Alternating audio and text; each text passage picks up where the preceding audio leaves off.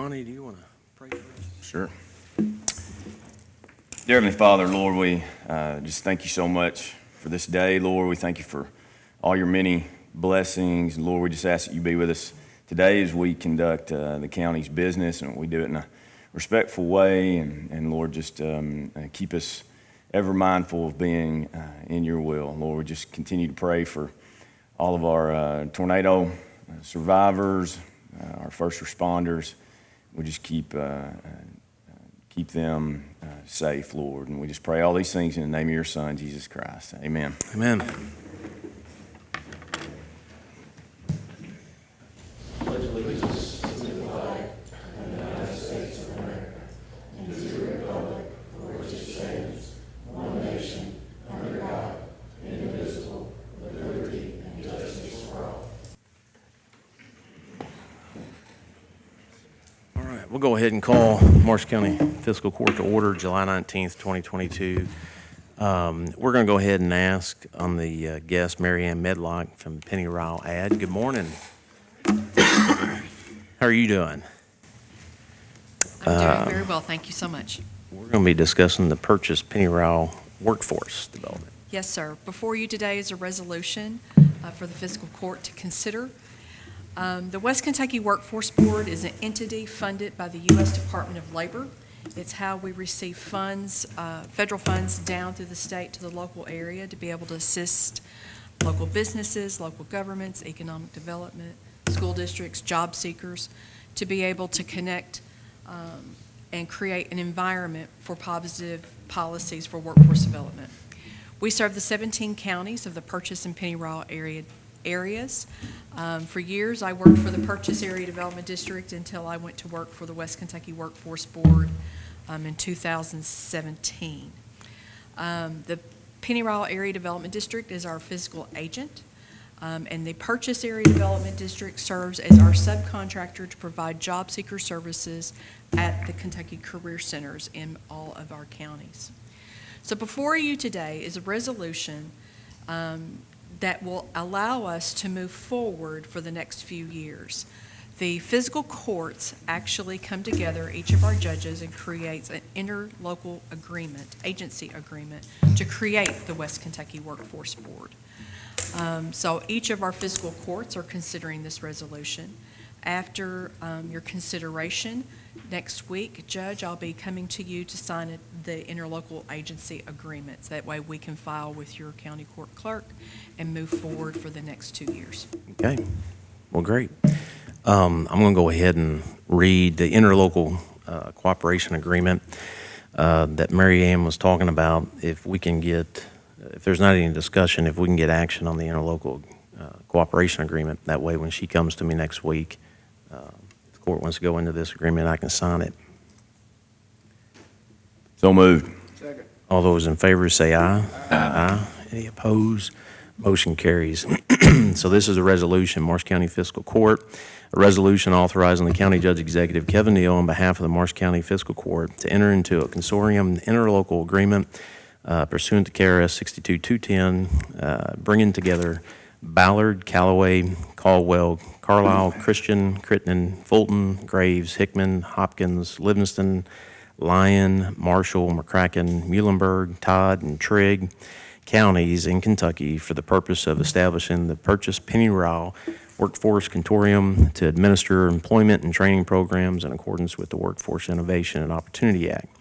Whereas the Workforce Innovation and Opportunity Act of 2014, Public Law 113-128, as signed into law July 22nd, 2014, provides federal funds to state and local governments for programs designed to help job seekers access employment, education, training, and support services to succeed in the labor market and to match employees with skilled workers they need to compete in the global economy. And whereas the Marshall County Fiscal Court recognizes that local workforce programs cannot be completely affected or implemented without intergovernmental coordination for the reasons that such programs and their implementation cross governmental, departmental, and agency lines at the various levels of government. And whereas the Fiscal Court desires to enter into a consortium agreement pursuant to KRS 65210 with the counties of Ballard, Caldwell, Callaway, Carlisle, Christian, Crittenden, Fulton, Graves, Hickman, Hopkins, Livingston, Lyon, Marshall, McCracken, Muhlenberg, Todd, and Trigg for the above stated purpose. Now therefore be it resolved by the Marshall County Fiscal Court, Section 1, the County Judge Executive Kevin Neal is hereby authorized to enter into an executive consortium agreement pursuant to KRS 650-240 with the counties of Ballard, Caldwell, Callaway, Carlisle, Christian, Crittenden, Fulton, Graves, Hickman, Hopkins, Livingston, Lyon, Marshall, McCracken, and Muhlenberg, Todd, and Trigg, a copy of which is attached hereto and made a part of hereof for the purpose of establishing the Purchase Pennyroyal Workforce Area Consortium to implement employment and training programs under the Workforce Innovation and Opportunity Act of 2014. This is Section 2. This resolution shall take effect upon its passage and approval. If we can. So moved. Second. All those in favor say aye. Aye. Any opposed? Motion carries. And that was a tongue twister to say all of those counties. I thank you for having them in alphabetical order. All right, well, good. Will I be able to receive a signed copy of that this morning, sir? Yes. Okay. You want that now? We can. Do you want to copy that? Or I can come back this afternoon. Or do you want me to scan it and send it to you, or you need the hard copy? We do need the original. Okay. Okay. Jason's not here today, and he's got to sign it, but as soon as they get it signed, Then just let me know. I'll call you. Do you know how to find me? Yes. Yes, sir. Thank you. Thank you, sir. Good to see you, Mary Ann.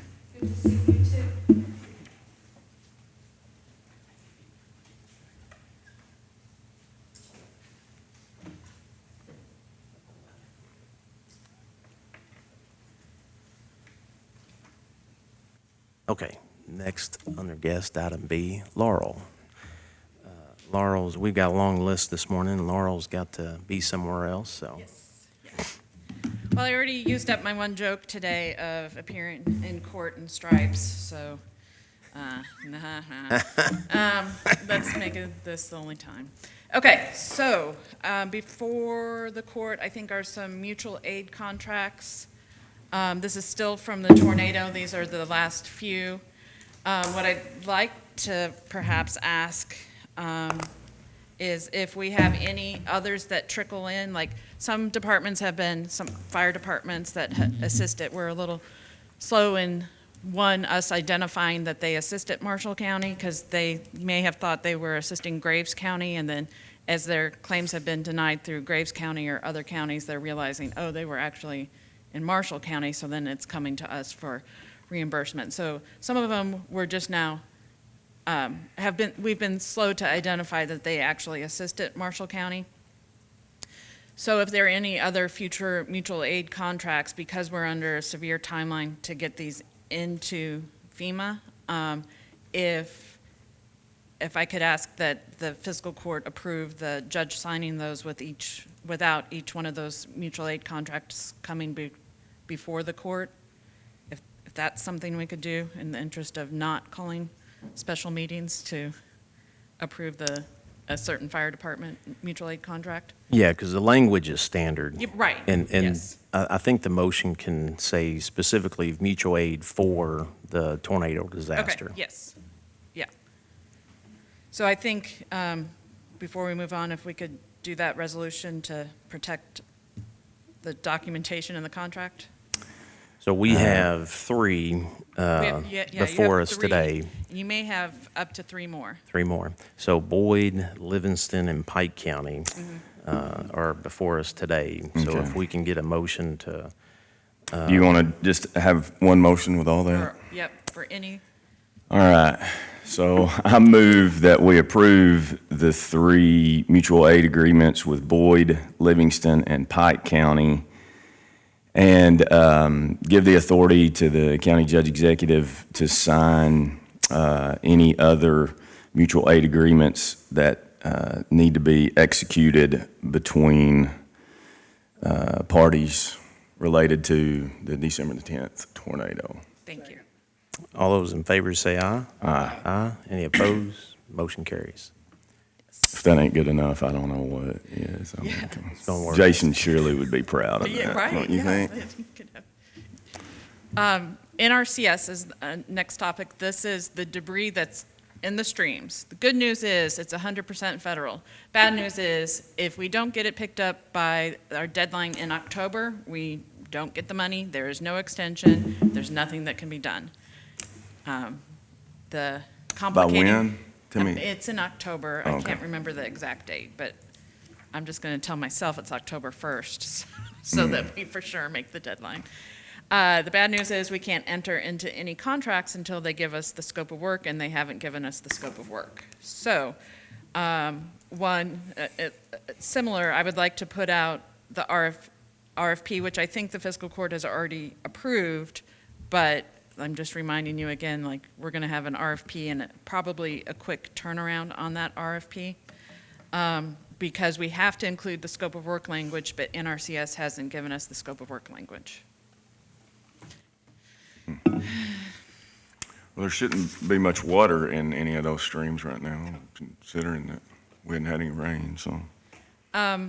Their complications are that they have to have the State Historic Preservation Office review it, and that includes also sending it out to the various tribes to approve that there be digging in the area. Oh, So man. that never happens in a quick time frame.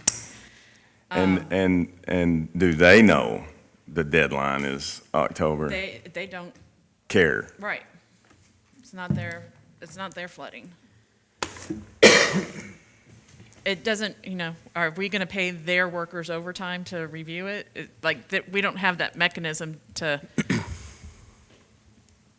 So I will have that RFP done.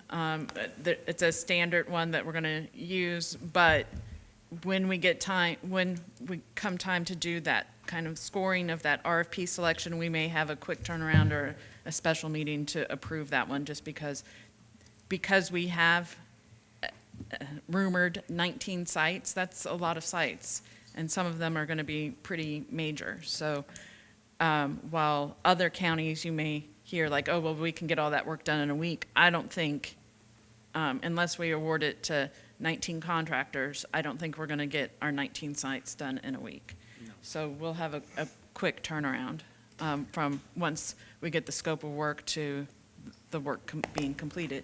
But in between there, we have to follow our proper procurement, which will be our the biggest time constraint because it is. Will those folks have to be on site during that? The homeowners? No, like the historical No. whatever. Does anyone, anyone have to So be? we're going to, I think, and this is what I've discussed with NRCS, is that I think we're going to run it very similar to a FEMA project and also monitor it, at least with photos, just to protect the county. It's not necessarily going to be like debris tech monitoring it with tickets and, load locations, because some of those locations we're able to, what NRCS calls burn and bury, so they're going to burn it on site and then bury the ash. Because in some locations, to haul it out of there would be more expensive and more timely than burning it on site. So if the homeowner allows burning on site and DEQ, if all the agencies bless burn on site, then we're going to burn on site. But, this is going to be a big deal, but it'll be great for the county and in their locations within the cities as well, specifically, or this affects the cities as well. I'm thinking specifically if City of Benton has a wastewater, a stormwater, a sewer line, sanitary sewer line that has some of this debris is sitting on top of, and it's alongside a creek. So they can't repair their sanitary sewer lines until this NRCS project gets the debris off of it. So this will be good for the community. We just have, as the court, have to work around all the limitations. So I don't think I need a resolution to proceed with the RFP. I'm just letting you know, because I think we've done that before. I'm just letting you know that when this goes, it's going to be, go fast and furious. But the NRCS will be sending a standard contract to the county. The county has not received it yet. Other counties, one other county has received their standard contract yet that I'm aware of because I gossip. And gossip for good, it's gossip for good. And it will be a standard contract, and there will be no, there will be no opportunity for the county to say, oh, I don't like this word, could you use this other word instead? So in terms of that expediting this process, is it reasonable to ask the court to give the judge permission to sign the NRCS contract when it comes in instead of bringing it before fiscal court, again, in the interest of time? And I think that would be a resolution as well, but really I'm just asking the question to the vacant county attorney there. We don't know when that's going to come in. Maybe we could say pending agreement with the county attorney to sign, or, I mean, review. We do have the ability to do an emergency meeting. Okay, to sign this contract? Yeah. On something like that. I think trying to, these mutual aids are all standard language. But Right, and you've seen it before. Yeah. This one, This, yeah, and I'd rather do an emergency meeting, that way we can do it in front of the, okay, I'll just make a note of that. yeah, so as soon as you get it, And Let it me should be know. coming to Andy, the floodplain coordinator. okay, I already asked contacted him him? if it had Okay. come into his email this morning. Okay, Okay, along the same lines, we are going to need to do a RFQ for the engineer for the safe room, for the community tornado shelter. This one is specifically for the shelter at the Miracle League. Miracle League, And yes, we have an engineer that is professional services, and under your normal procurement, you don't need to do that. However, this is FEMA money, and we have to have an RFQ, just like we did the RFQs for the structural assessments. We have to allow everyone to put their hat in the ring. With RFQs, and especially with engineers, you can make the selection from that pool of RFQs. So there's no limiting, it's not based on price, it's not, you get to make the selection. However, I need the documentation and the paperwork that shows that we went through this process. went through the process? Yeah, so I think I need the court's approval to proceed with the RFQ process for this engineer. Curious question, does FEMA reimburse the cost for that? Perfect, For the engineer? RFQ. Sure. We'll submit it, right? Oh, yes, you mean my cost? Yeah. Yeah. Well, Or your time? we're paying for the advertisement. Yes, Yeah. yeah, we'll put that on the project. Okay. Yep. Now, this, just as a reminder, this is the project that takes forever to get reimbursed, so. Yes. That cost for advertisement, Yes. in This 3 makes me years, sleep you'll see better at night. that check. I'm exaggerating a little bit, 2.5. So, Does that need to include the architect and the engineer? Yep. Yes. Okay, so CMS and BFW or whoever, but it'll need to be architect and engineer for that? Yep. Okay. Separately, so yeah. So there'll be 2 RFQs. And what we can do is allow the other agencies within the county that are also building the community safe rooms, that would be West Marshall Fire Department, the 2 Christian schools, and/or the public schools, if they want to join in on this RFQ, then they can select from those responses as well. I like it. And it doesn't have to be the same one. The school may choose a different architect because they select for other reasons. They may have different design requirements. Right, but they can take advantage of the same Right, they can procurement take process advantage of- documentation. Versus they have to go Gotcha. out themselves Okay, for our so procurement. So a you're- resolution to go out for me to do the work for this RFQ. and we're going to need two, one for the architect and one Yes. for engineering. Move we put out an RFQ for an architect on the safe room project. In for ER Assist to put it out. Yes, yeah. Yes, Nrcs, put it out. All those in favor say aye. Aye. Any opposed? Motion carries. A move that we put an RFQ out for engineering services for the safe room project, or let me revise that, let ER Assist put that RFQ out. The motion. Second. Second. All those in favor say aye. Aye. Any opposed? Motion carries.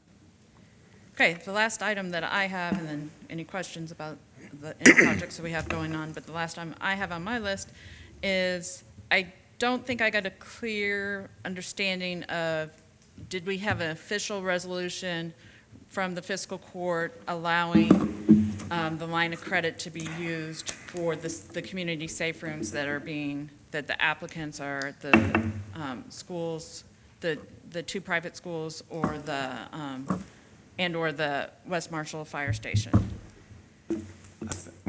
We did a resolution to support. I don't know that it had specific. Right, so they're going to move, I mean, they're each starting to move forward in this process, and so from their own planning purposes, they probably need to know, Well, but I is this thought. a real thing? I thought what we did was, is, you know, put the support out there, but then we were gonna wait and see if they actually needed financial support or not. Yeah. So at that time, we didn't know whether they. Right, yeah, and Why don't we do this? Why don't we, if we want to entertain this, to where we take action for those entities that you just described that are looking at that program, if they want our assist, that we'll be available. So we kind of leave it up to them if they want our support. Because I don't know if one of the Christian schools they may not need our support, but we at least offer so that support. If they want to be able to use that line of credit, and we're going to put a submission in for the safe, so many uses of the word safe, for the state grant, which is also called the SAFE grant. So we're going to put in a request to the state SAFE grant to fund the interest on the safe room. That's what I was gonna ask. Yeah, that's gonna be my question too. Who's Yeah. paying the interest? Yeah. Yeah. I feel 78% confident that that will get approved. What would it take to get you to like 87%? Please submit an email and do some nice wordsmithing. Lay the case, which I'll be happy to do if, after I leave this meeting. And Now, are any of them totally approved? I thought that was a two-step process and they've is made a- it through the it's first. probably like a 27-step Okay. process, but all have gone through this first hurdle Right. of being selected. But then the next is that they're going to have to pay these engineering costs as well. So the engineering costs and the architect costs are not, they're not the bulk of the costs, but some of them, that starts the conversation of like, hey, do we even have the money to do this? And not the next step, but about step 4 or 5 is they have to submit a letter to the state that says they have the financial capacity to complete this project, and that they will be paying the local share. So they will have to sign a letter that will go to the state and FEMA that says, one, we understand it's a reimbursement program, two, we have the financial capacity to handle a reimbursement program, which would be addressed if the fiscal courts would let them use their line of credit. And then three, that they will be responsible for their local share, which in this event, this program is very small. It's 5.2%. And it can be offset with volunteer costs if they, or donated items if they work the system appropriately, if they navigate the system appropriately. But, that's coming up. Now, it's possible that, that the state SAFE grant says no to that. And, maybe that's the deciding factor, I don't know.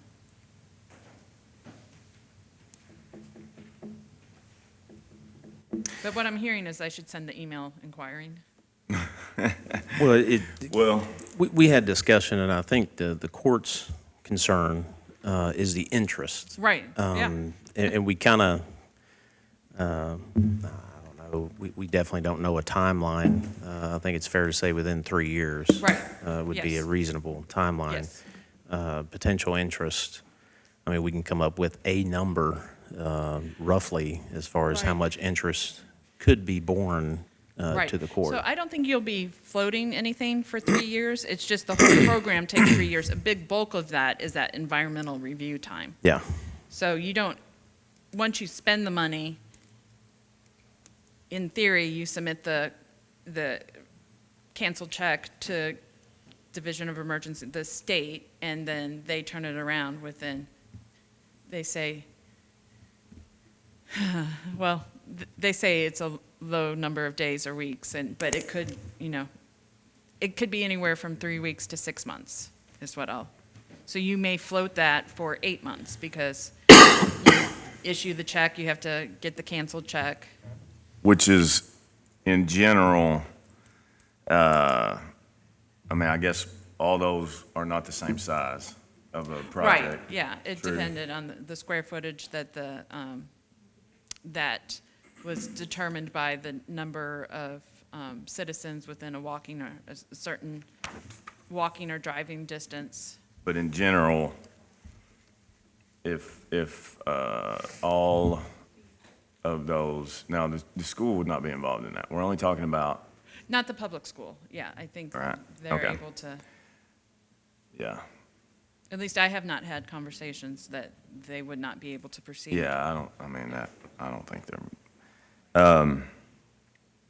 so just in general then, those 3 projects, or 4, whatever it is, what, do you have any? Each Give me a are number. a minimum of $1 million. So you're going to have the Miracle League, because that is a fiscal court project. Yeah, so it's Now, really just, each of the other agencies, they may be able to go out and get their own loan as well. It was just, Mm-hmm. I'm just asking about it, one way or the other, so that everyone can make planning purposes. Mm-hmm. Whether they do need to go get start seeking their own loans. so. I think they should see if they can get their Right. loans. If they can't, I think Then it's a we need to last discuss it. resort. Yeah. Yeah. Yeah, because committing to it. Oh, you know what I'm I saying? hear ya. That's like saying That's your to your opportunity. daughter, or, hey, I'm going to buy you this vehicle, but try to get the loan yourself, Right. Okay. Right, yeah, they're going to try real hard. Yeah, Okay, that's actually a legitimate. should I send the email to the state SAFE grant asking regarding interest for the safe rooms in the county?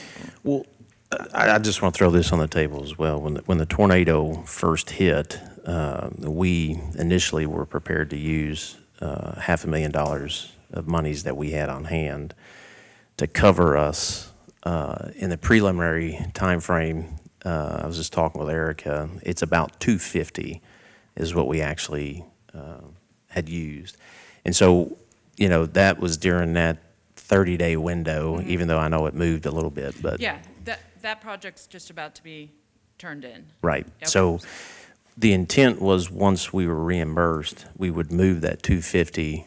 Originally, we were looking at $500,000, but we would move that 250 back into our line. If the interest, and we really don't know what potentially the interest could be, but one thing that the court can consider is, once we get that 250 under the investment ordinance, we can put that 250 into an investment. If we're looking at 2 to 3 years before we have to finalize these opportunities, that 250 can be sitting, drawing interest, and we can draw upon that monies to cover the interest if there is concern as far as future obligations. That is an opportunity I think we can discuss in further, but I just want to throw that out there. Yeah, and I mean, in the grand scheme of things, if it is only, let's go to your top end of 6 months, I think it's probably 30 grand, maybe 30,000, 35,000, somewhere in that neighborhood, based on a $3 million, if we have $3 million. All of them at the same time. If we have them all at the same time for 6 months, I think would run us in the $65,000 range for a year. So, That's going to be after so, they are completed. Yes. So we could have construction time of another 6 months to a year. You don't, it's not all at the end. So as the invoices roll in, Right. you can do reimbursements. So, Yeah. you know, as soon as we get the architect and engineering, Okay. we can get those reimbursed once it's obligated. Okay. The only one that we're gonna have to hold or float for the longest is the architect and engineering. So, because depending, but I will push that you won't have to, because they can do it in phases, but that requires a little bit more abilities on whoever's handling on the FEMA side, but I'll try to make it easy for them. does the SAFE money have any kind of time frame on it like ARPA does? I mean, you would think it wouldn't. I mean, it would, So if you go past the next biennial budget, I would assume they would have to.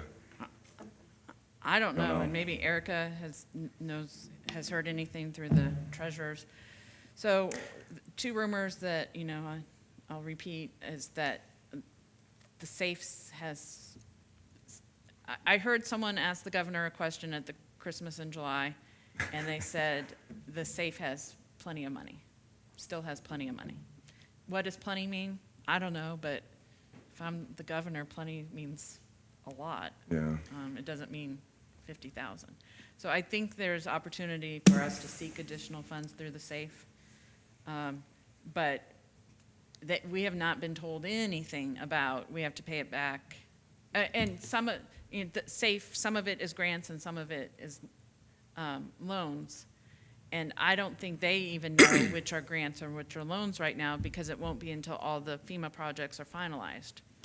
So like they've given, you know, $500,000 for ineligible debris that's not covered by Nrcs or FEMA, but they don't know, because no one knows yet, because those grants aren't finalized, what debris has been covered by FEMA or Nrcs yet. So I think that the SAFE grants will for sure go past the next fiscal year, because it's just slow to reconcile everything. It will, you think there will still be monies needed, is what you say. But Yes. we don't know, what we don't know is, within that legislation, what the extension, Right, what the extension is or what the you know, or payback what, is, yeah. yeah. You had, KYM issued the money, and supposedly DLG is going to take care of taking back the money. Now, how that happens, I don't know. you had asked a question about sending the email about the interest, and I don't think that was answered. I would like to see Okay. that done Yeah. personally. I think I think that's a good step regardless, because maybe there's other interests that we haven't captured, so I can ask it in a general way.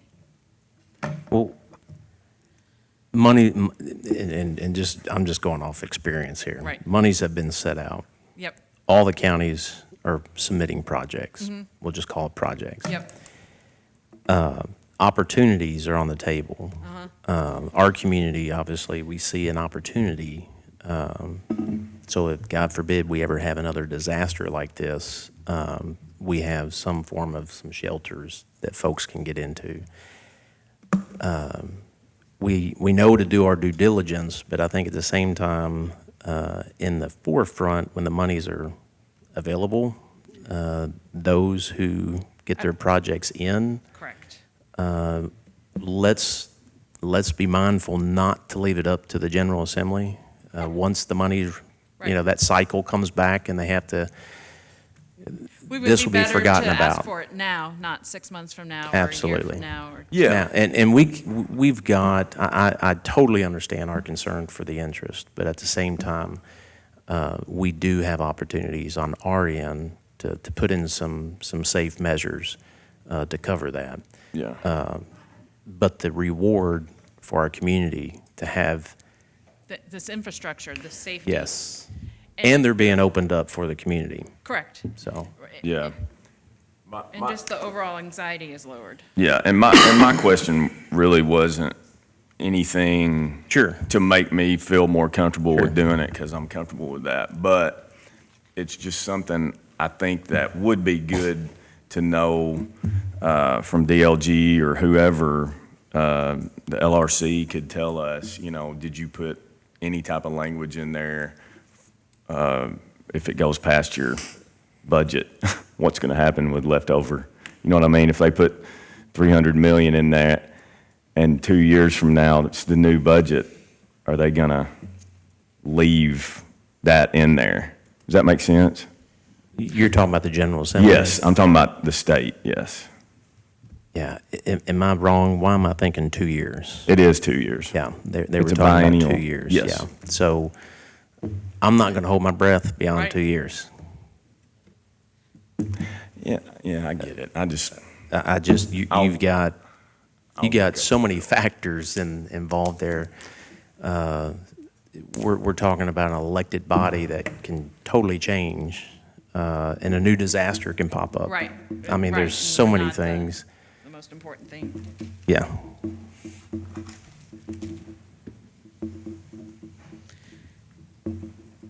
Okay, I have some back and forth to do with the Safe Grant folks anyway regarding the ineligible debris and the Nrcs. So I'll just pop the question in there about the interest in a general Okay. way. And then next time, as I'm understanding, we're not ready to make a decision in writing that says the fiscal court will allow the line of credit to be used for any of the agencies that need it for the 404 program just yet. But Would the court entertain an action today so that you can at least get your documentation? That's what I'm looking for is. Because you need that documentation. I need to flesh out this grant. Yes. For each of the schools, and the Yes. VFD. And there's always a point where things change. We can Yeah. come back to the table. And that's what, yeah, I think in the motion, it definitely needs to state, with the assumption that we are going to have some type of agreement between Each of the. each yeah. Yes. of us in place as to the Definitely. potential repayment. And that benefits both parties. So yes. Right, or, yeah. Okay. Oh, my gosh. So for Laurel's needs, if the court wants to entertain a motion to where the court will support the applicant agents, I think there's 4 of them, for the safe houses or safe rooms, we will support them with our line of credit for those safe rooms. Once certain parameters are met or the additional agreement pending county with- attorney. Pending an agreement approved by both parties. Yes. I'd feel much better doing this if the county attorney was present, and I don't really see the sense of urgency since this is a multi-step process and they've only made it through the Well, first phase right. of this. I will need something in the next 30 to 45 days, because that's when the next Yeah. step is. So there are many steps, but this is one of the next steps, and it's really, if there's not, if they don't have the ability to fund it, then the money goes to someone else on the waiting list. Sure. So if they don't come up with that document that says we can fund this, Yeah. the county loses that Yeah. infrastructure. And it's I mean, not, it's not the it's not fiscal courts. obligating. So Either that's party.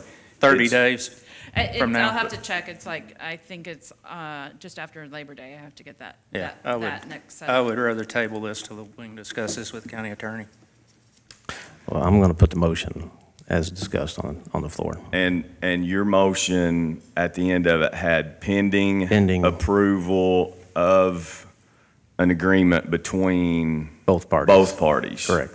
So we would have the ultimate, it would come back to us with that agreement between the parties before we would ever do that. So I'm comfortable with it, and I'll second the motion. All those in favor say aye. Aye. Would you repeat that motion, please? I'm sorry. Yeah, Corey? Well, there's a motion on the floor, so those voted aye. Any opposed? Well, there's discussion also after a motion and a second. My discussion Well, is I'd like to have a discussion. motion So repeated. There's a motion on the floor. There's 3 ayes. Are you for or against? So we can move I'm on. asking to hear the motion read again as part of the discussion. There is discussion after a there's- motion and a second. After discussion, we just had discussion. These are Robert's rules, not mine. Robert's rules are discussion, and I'm asking for discussion after a second. We just had a discussion. My So discussion there's is a I'd like to hear the motion, motion again. 3 ayes. Any opposed? Unbelievable. Motion carries. Okay. It's procedural. Laurel, do you have anything else? That's the end of my list. If anyone has any questions on, I think we have received the big debris payment, Erica, from KYM of the obligated project. So that was a big deal for KYM because that was their first big project that was funded.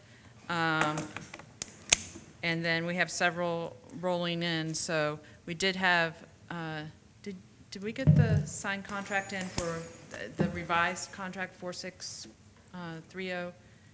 You would have received it from Mackenzie Parrott. Did that come before the court?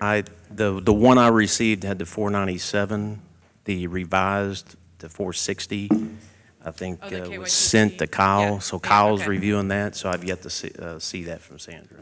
Okay. I'll check with you, Erica. There may be funding being held up on, they wanted to do the next fiscal year contract with KYM, not KYTC. KYM had another contract. So that would be 3 for this disaster. It's a lot. And then other than that, I want to make everyone aware that from day one, I said, I just don't know about the asphalt being reimbursed. And I'm still at, I just don't know if the asphalt will be reimbursed. Now, Roy and I have a plan. If we have to go do the site inspections again, we're going to wait for like, it may be this week, huh, Roy, when it's like 106, 110? The hottest day. So we did receive notification that they said the photos don't look damaged enough. And I knew that was going to happen. They just, Wow. The road?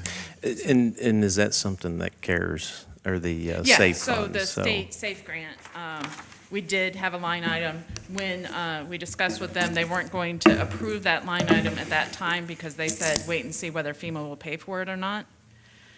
And so we're just going through the process. But I think I did make you, Judge, and the road supervisor aware of one of the emails that came through where they're like, we're gonna have to send this to our internal QA QC because it doesn't look damaged enough. Like, FEMA. It's a process, and it's not a good process. It's not a great process, but it is a process, and we do have something. You know, something's better than nothing. But While we're talking about the paving, did North Marshall Water, Did Roger get, So their board, I think, meets today, but we were able, that was a good success, collaboration between you, Judge, and North Marshall Water District to figure out, we have this timeline problem in that in the Cambridge Shores area, the water district needs to put new water lines in because of the damage of all the connections being pulled up. Well, they can't put the water lines in until they're approved through FEMA, but then in our projects, in the county's projects for the roads,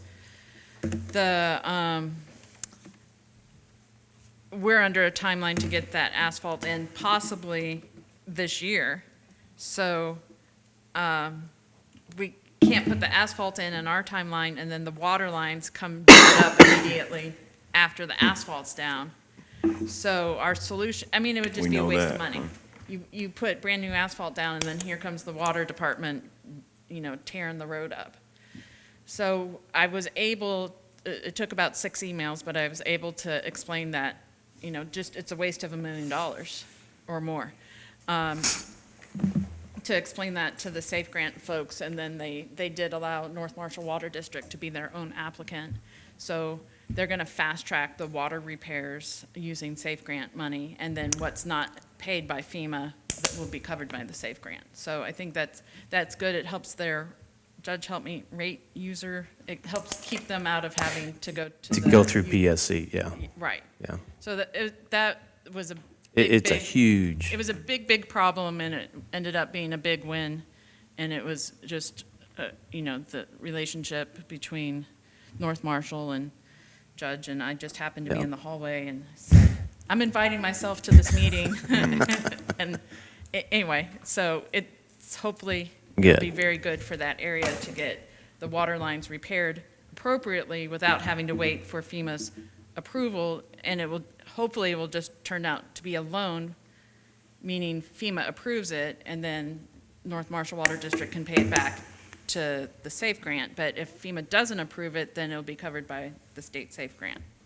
Which is, just to even 100%, go yeah. further, our intent obviously is to pave the roads. Right. So we And can they're get going to the be water tearing lines up the down roads. Yeah. immediately.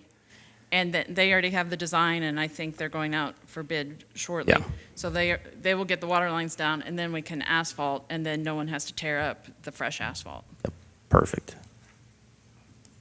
But that is a big win for that. Other states have not done something like the Safe Grant, and this is a great execution, a great example of a good use of a state pot of money to help the locals make smart decisions and not waste federal taxpayer money. Yes. I'm a federal taxpayer. I don't want that wasted. I don't want North Marshall going up and tearing up Roy's fresh asphalt. Okay. Roy, I'll check with you for the weather conditions in case we get that site inspection request. But I just decided I was done. Any questions on any of the FEMA public assistance projects? Or all right. Appreciate all the work you've been doing, Laurel. Thank you. Yeah. Leonard Hart. Good morning, sir. Good morning. Corey, have you got the pictures? Oh, okay, you got them. I'm Leonard Harper. I'm with the Marshall County Veterans Van and the Marshall County Support Group. You see here a shed that we had erected out on behind the 911 center. What we're looking to do is give approval to have another one set to the left of, well, it'll be looking at this, be to the right of that one. Join it, take the siding off the left side of that one, or the right side of that one, put it on the right side of a new one. Now, we've got 2 little vans now, if you can. Yes. This is the new van that we just received. Well, it's not a new one, it's 2010, but it's in good shape. It's wrapped, and what we want to do is be able to protect it from the sun when it's not being used and put it under the shed too. Basically, right now, we have 2 small vans like this. The VA has taken our big van out of service It was 11 foot tall, 25 foot long. It would hold 2 wheelchairs and 6 people, but going up I-24, the wind catchy, it was all over the road. It'd be bad. It versus 10 miles to the gallon on gas versus 25 miles on this one and our other one. And we have, in the last year,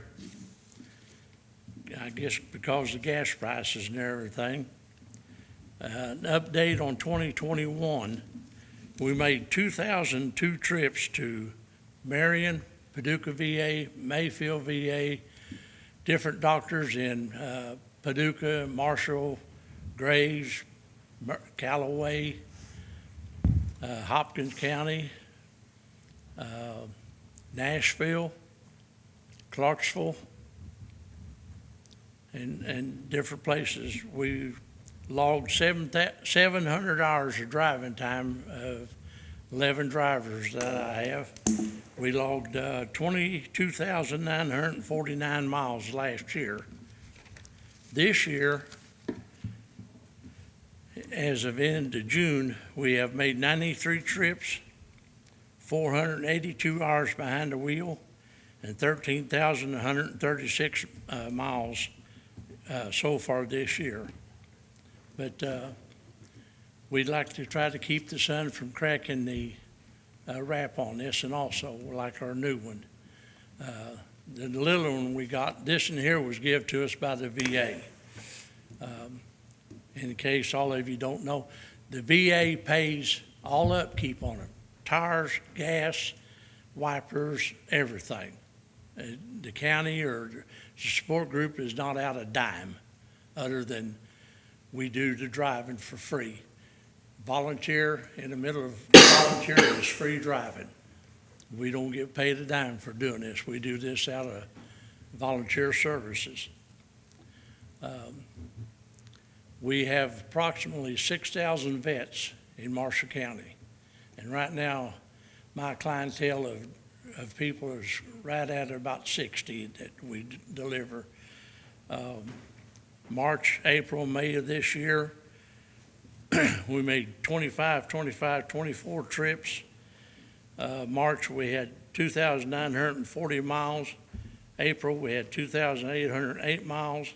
May, we had 3,193 miles. So our business is picking up. And just like to ask the court if they'd approved another shed. So moved. Second. Is there a second? All those in favor say aye. Aye. Any opposed? Motion carries. Okay, now, going to the Marshall County Support Group, which includes American Legion, the VFW, the DAV, the POWMIA, and the Purple Heart. I have asked Brittany about a marquee sign on top of Mike Miller sign out there and found out they're too expensive. What we'd like to do is either get Pepsi or Coca-Cola to make us up 6 banners, 2 for Memorial Day, 2 for POWMIA Day, and 2 for Veterans Day that we can stake up on each entrance of the park entrance there a week or 2 prior to these services for advertisement. So the request is to put these signage on the county property. Yeah. So moved. Second. Second. All those in favor say aye. Aye. Any opposed? Motion carries. And any questions? And if any of you want to be a driver, I'm open to drivers. I have 11 drivers right now, and we're running 1 driver about every other week. And have done 4 trips in 1 day by being able to get 1 van to run in the morning and 1 make in the afternoon, and get the other van 1 in the morning and 1 in the afternoon. And sometimes a driver can do 1, but he can't do both. So then I have to try to schedule around. And like I say, the 2 vans, the newest one will hold 4 people or one wheelchair and 2 people, or the new one will hold up to 7 people. But the VA has cut us back to one vet per trip because of the COVID and everything. We just have taken 2 because they were neighbors. They both made their appointments on the same day, so that fudged a little bit, but not too often. But any questions? Leonard, we appreciate it. Thank you. Thank you, Thank sir. you all for that. Thank you. Elena, you're next, but Brittany just notified me she's got to go, so if you don't mind, you can be mad at her, not me. All right, I'll give her a pen.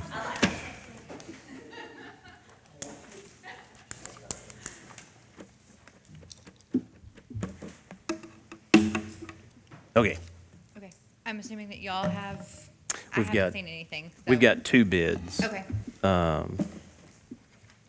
One is from Living Easy Docs.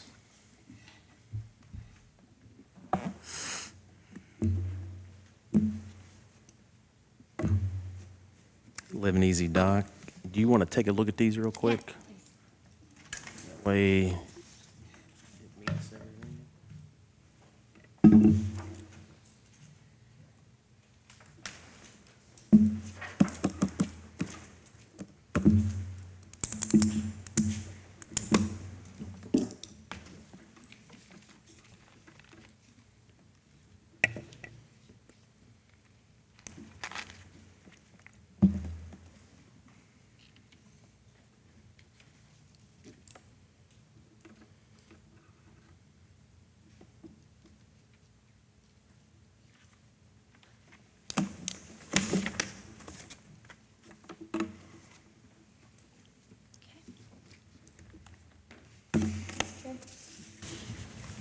my recommendation between the 2 would be the twin lengths.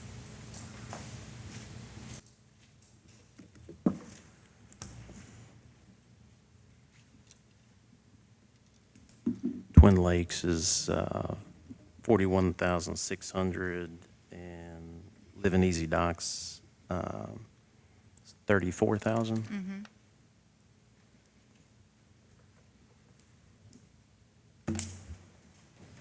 We have, the Parks Department has had both of those businesses do work for us in the past on other docks. My preference based on past work history would definitely be Twin Lakes between the 2. I move we take the Parks Director's recommendation and go with Twin Lakes. Is there a second? I'll second. All those in favor say aye. Are they the same? They had the exact same bid specs given to both of them. What was our budget? Is it that? Okay. We are, well, so Did we budget that for is, that? this is the project that we are gonna be giving to Laurel to hopefully get covered with the SAFE grant, SAFE fund. Save funds. Yes, so this should not hit our budget, Oh, that's right. right, so we will not have to. We were able to get that approved because of the damage and all of the debris removal that happened at Rocky Point. Okay, I'll second it. All those in favor say aye. Aye. Aye. Any opposed? Motion carries. Okay, Is that it? I think I'm easy today. We're headed to the Paducah Lions Club Absolutely. to talk to them about the Miracle League, so I'm gonna jet. Okay. Thanks, guys. Thank you, Elena. Good morning. Good morning. Thank you guys for having me this morning. I'm here to talk about just briefly last year and this year. So I can say strictly from a transient tax collection standpoint, 2021 was actually very good to us. So we had one of our best seasons on record this last fiscal year. So we brought in a little over $360,000 in transient room tax. So for this past fiscal year. So with that, we were able to spend over $175,000 in advertising sponsorships for events.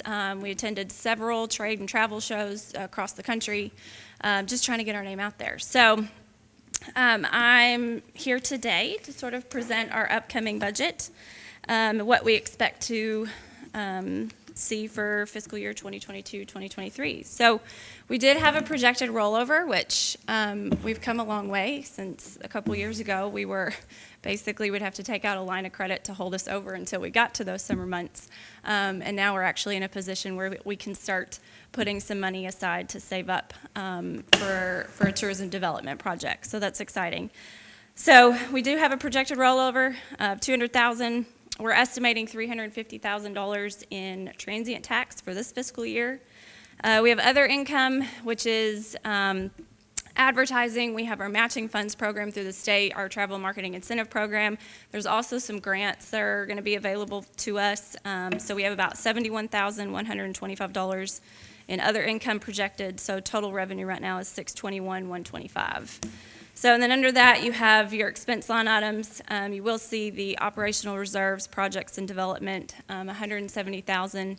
These funds are going to be earmarked for a tourism development project of some sort. So we're going to keep those sitting there. Potentially, because of the $75 million that was passed in this past budget by the state legislator, those dollars were put into different buckets for tourism. Some of those dollars, in order for us to apply for them, they will require a match. And so we will be able to kind of utilize these dollars in that way. Then you'll have your building expenses there. We did put some money in there to do some renovations on the building since we have been able to bring the Chamber of Commerce over to our building. The building has not been touched since it was constructed in 2007, so it could use a facelift in some areas. So we've put some money in there for that. Your administrative costs are pretty straightforward. Advertising and support, this is always going to be the bulk of our budget, the biggest chunk, because it is what we do. $224,500. This will be in media placements, advertising buys, trade and travel shows, sponsorships. We did bump up our sponsorships, that line item, quite a bit this upcoming fiscal year, and then of course payroll. And this includes us actually hiring an additional part-time staffer. So right now it's me, full-time director. I have a part-time social media staffer, and then we're looking at hiring a part-time office manager as well. So, and there you go. You have a balanced budget, $621,125. There's a lot on the agenda today, so I won't keep you guys unless you have any questions for me. That's what I've got. So we're hoping to plan. We've got a couple new events coming up this upcoming year. We're holding a craft beer festival in August. We've sponsored the rodeo and Hot August Blues in a bigger capacity this year. And then we're hoping to get a couple of new events planned for this fiscal year as well. Elena, I just want to echo what this budget represents. I mean, It's a long 3 one. years ago, we sat down, and this is a much improvement. So thanks for your work and dedication. Thank you. It's my pleasure. I love this job.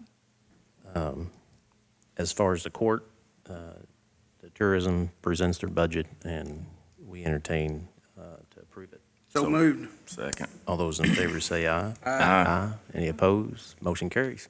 Thank you very much. Thank you. Good Have job. a good one. All right. Item E, Chad from Rivercrest. Good morning, sir. Randy, Corey put you and Lindell further down the list, so I apologize.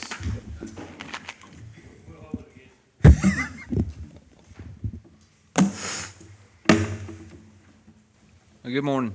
Wanted to give you guys an update on some of the projects that we have been working on, and then also understand we're going to have an agenda item to talk about the Oak Level water projects as well. But before we get into that, I just wanted to update the court on that the Catfish Kitchen project that the court approved to move forward with. We've completed our design and permit package for that. We're ready to submit that to Division of Water so we can clear the pathway from a permitting standpoint and get that project underway here just as soon as materials can be ordered and shipped to the site. On the second note, the hardened water projects that we've been working on Hunter Road and Walnut Church Grove Road. We are working through our final design process right now. We have met with both the cities on the project, got their approval on our alignments, and we've also sent mailings out to all the property owners that are going to be affected by way of a private utility easement, or public utility easement rather, for those projects. So we're actively out there working with the property owners, securing those easements for the project. So I suspect here within the next couple months, we'll get the permits secured from the Division of Water, and then hopefully we can get the materials here and start actively working towards procurement and construction of those projects down there in Marshall County. Any questions regarding any of those three projects that we're working on right now?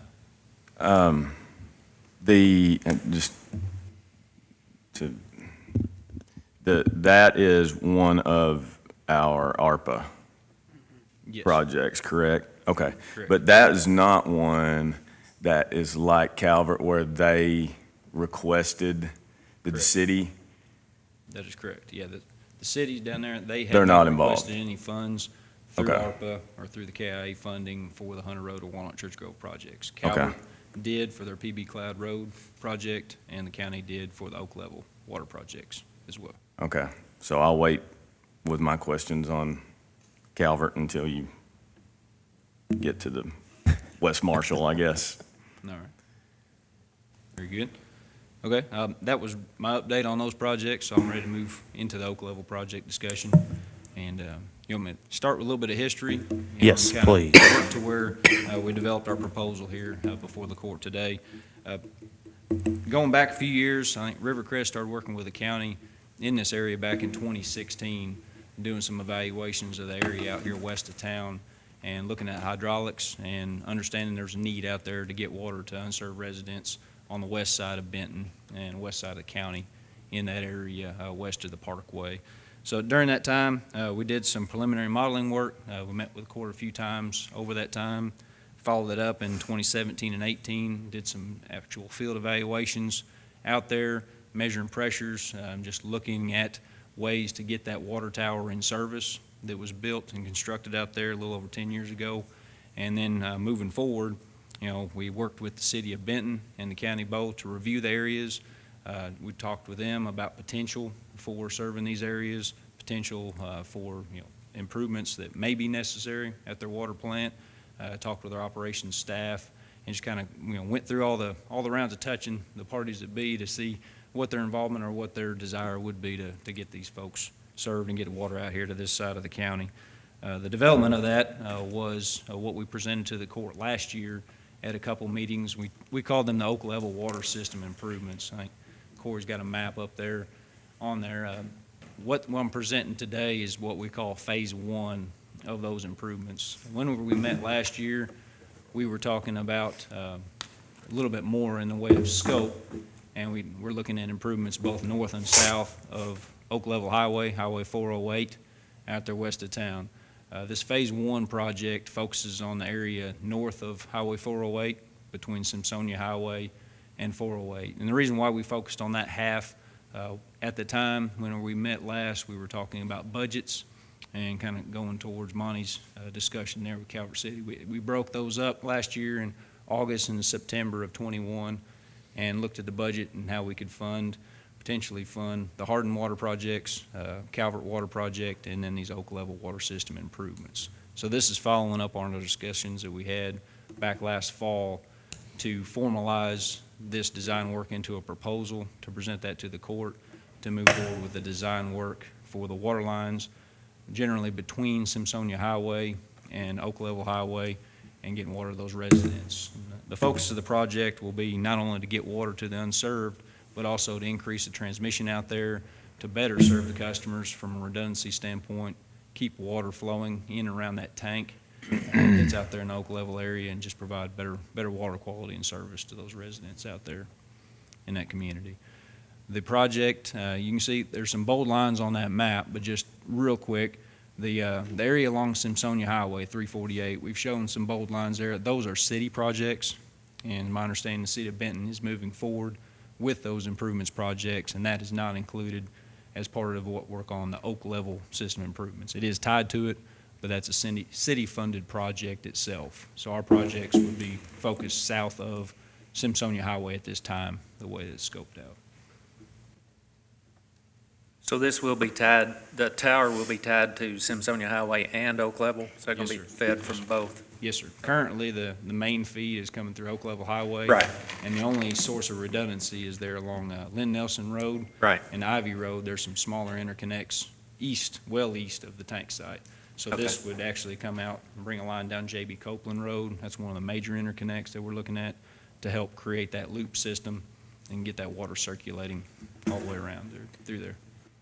Will this be able to be done if for some reason the city did not get that project finished up? Can we still tie in there? Or? This project can still be tied to the existing main on Okay. Simpsonia Highway. It'd be better if that new infrastructure was in Sure. place. It just makes the coordination easier, but yes, sir, it could still happen. Thank you. So is their piece of this part of that state ARPA funds that were set aside for water and wastewater? The city, a couple of years ago, moved forward with a rural development grant and loan Okay. program. So unless something has changed, it's my understanding they're working with rural development Okay. on funding that project out Simpsonia Highway. It doesn't have anything to do with ARPA at this time. That doesn't Okay. mean they allocate some of their ARPA So- monies to that. So there's no reason why it shouldn't happen then? They've already It's my approved it understanding, and you know, moved forward? I Okay. don't want to speak for the city, but it's my understanding they've had meetings, council meetings on public record that they've talked about their systems. Yeah. There you go.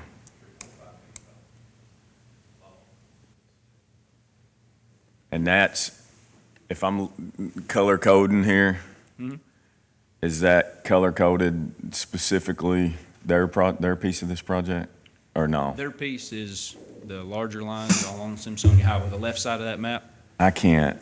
The See bold lines are the where- proposed lines. So you can Alright. see a bold orange, then yellow, then blue, right there on the left-hand side of the map. That's the Okay. city's portion. The blue, Well, it'd be, the fat lines are proposed. We can that's go- an we can go over that. engineering term, the fat lines? It's Okay, highly technical. Here, let me point. yeah, point. How about that? This is Simpsonia Highway running through this corridor here. Yeah. So the city's portion would include the orange, the yellow, and the blue sections on there. That would be the full scope of that 6-mile project that they're looking at along Simpsonia Highway. So the county's portion of the project we're focusing on today would be between Simpsonia Highway, this is Oak Level Highway here. The county has an existing, city has an existing 8-inch main that runs along Oak Level Highway and then works around over to A-Rank Road to serve the existing water tower over there now. So this would tie these two systems together. Right now, they're tied in up here on Ivy and Lynn Nelson Road, but this would include interconnect on Jackson School, a long corridor interconnect on Breezehill School, some more improvements in this area, Gatlin Road, Wadesboro Road, J.P. Colton Road, Elba, Oak Level Highway, and then some more on A-Rank and through here. So a lot of improvements there. Currently, the residents that we're looking at picking up is somewhere around 80, if the customer, existing residents in the area that could be served by these improvements.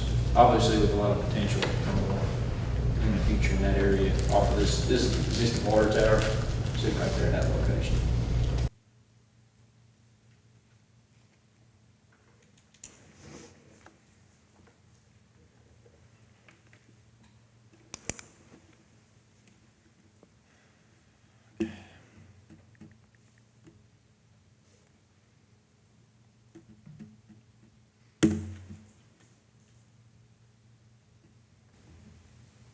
And I can email you a copy of that map, or you can get it from Corey as well to zoom in. The table up above on the top left-hand corner, the projects highlighted in yellow, those are simply just indicative of the city's projects, and the rest of them would be the projects in the scope of the project there.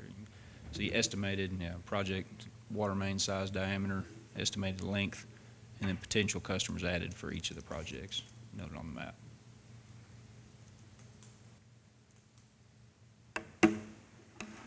Yeah, and I think another key to that, and sometimes we forget that. In fact, I felt like I did yesterday, and then he and I were talking about water projects, and what you don't think about is the potential development.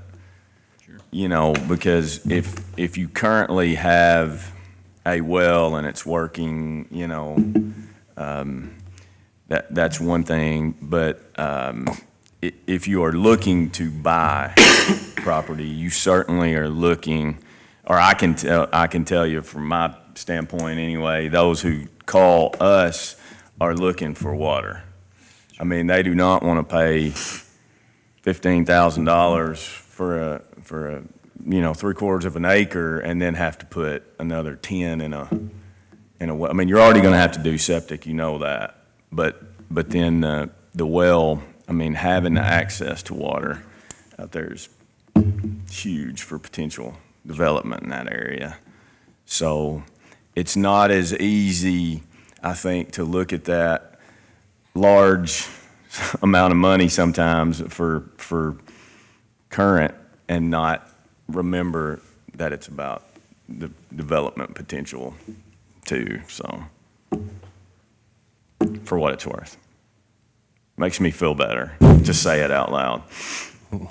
Yeah, it's for that and community development, obviously. You know, Yeah. those are the large drivers on this project from our perspective, as well as, you know, benefiting those folks out there in that community. And it's hard to break it down in a cost per customer type of basis. You know, that's a argument that's tough to make on these cases, but it's more of a community benefit, development benefit, and increasing, you know, potential and possibilities out there. Yep. Okay.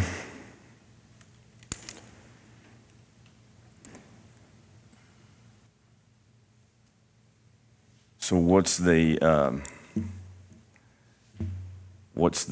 projected, or do you have a projected cost for Projected that? cost for the project, whenever we met last year, good thing is, whenever we met last year, we updated our numbers before we got together and met, and put the budgets together. We talked about, we were working around that $6 million budget Mm-hmm. last year, and then off of that $6 million budget, I believe it was 4.8 that we had. This is the budget here that I'm looking at. Yeah, 4.8 was the total for these projects, with a 15% contingency that we had in there for the project itself. So that is our estimate at this time for those main improvements. Just for this Oak Level project, right? Yes, sir. Okay. And from an engineering standpoint perspective, we looked at it different ways. We looked at, you know, if we did this in a piecemeal type fashion and did each project individually or combine them into one. Obviously, there's a grander scale there. Combine them into one, so we were able to pull our numbers down by about 25% or so just by combining the projects into one for this effort, what we're calling the Phase 1 effort through here. So that's what we're focused on, is that scope of work. The total footage there is 54,600 feet of water main to be included as part of that project. So just over 10 miles of water main to be constructed here. So those does that project cost include the engineering and Yes. construction, all this Yes, sir. stuff, right? Okay. So with that being said, then, on the Calvert project, have you heard anything I more talked to from? KIA last week, Okay. and they did tell me that the projects that are going to be funded have been selected, but they have not been advertised. So Oh, my I'm in a holding pattern, but I did get confirmation that the projects have been selected. They are trying to organize where they may be able to post that on their website prior to the entities receiving their funding letters in the mail. Up to this point, the way that the process has worked, anybody that's to receive a cleaning water program grant or one of the funding projects or funds will receive a letter in the mail, and those kind of trickle in over time.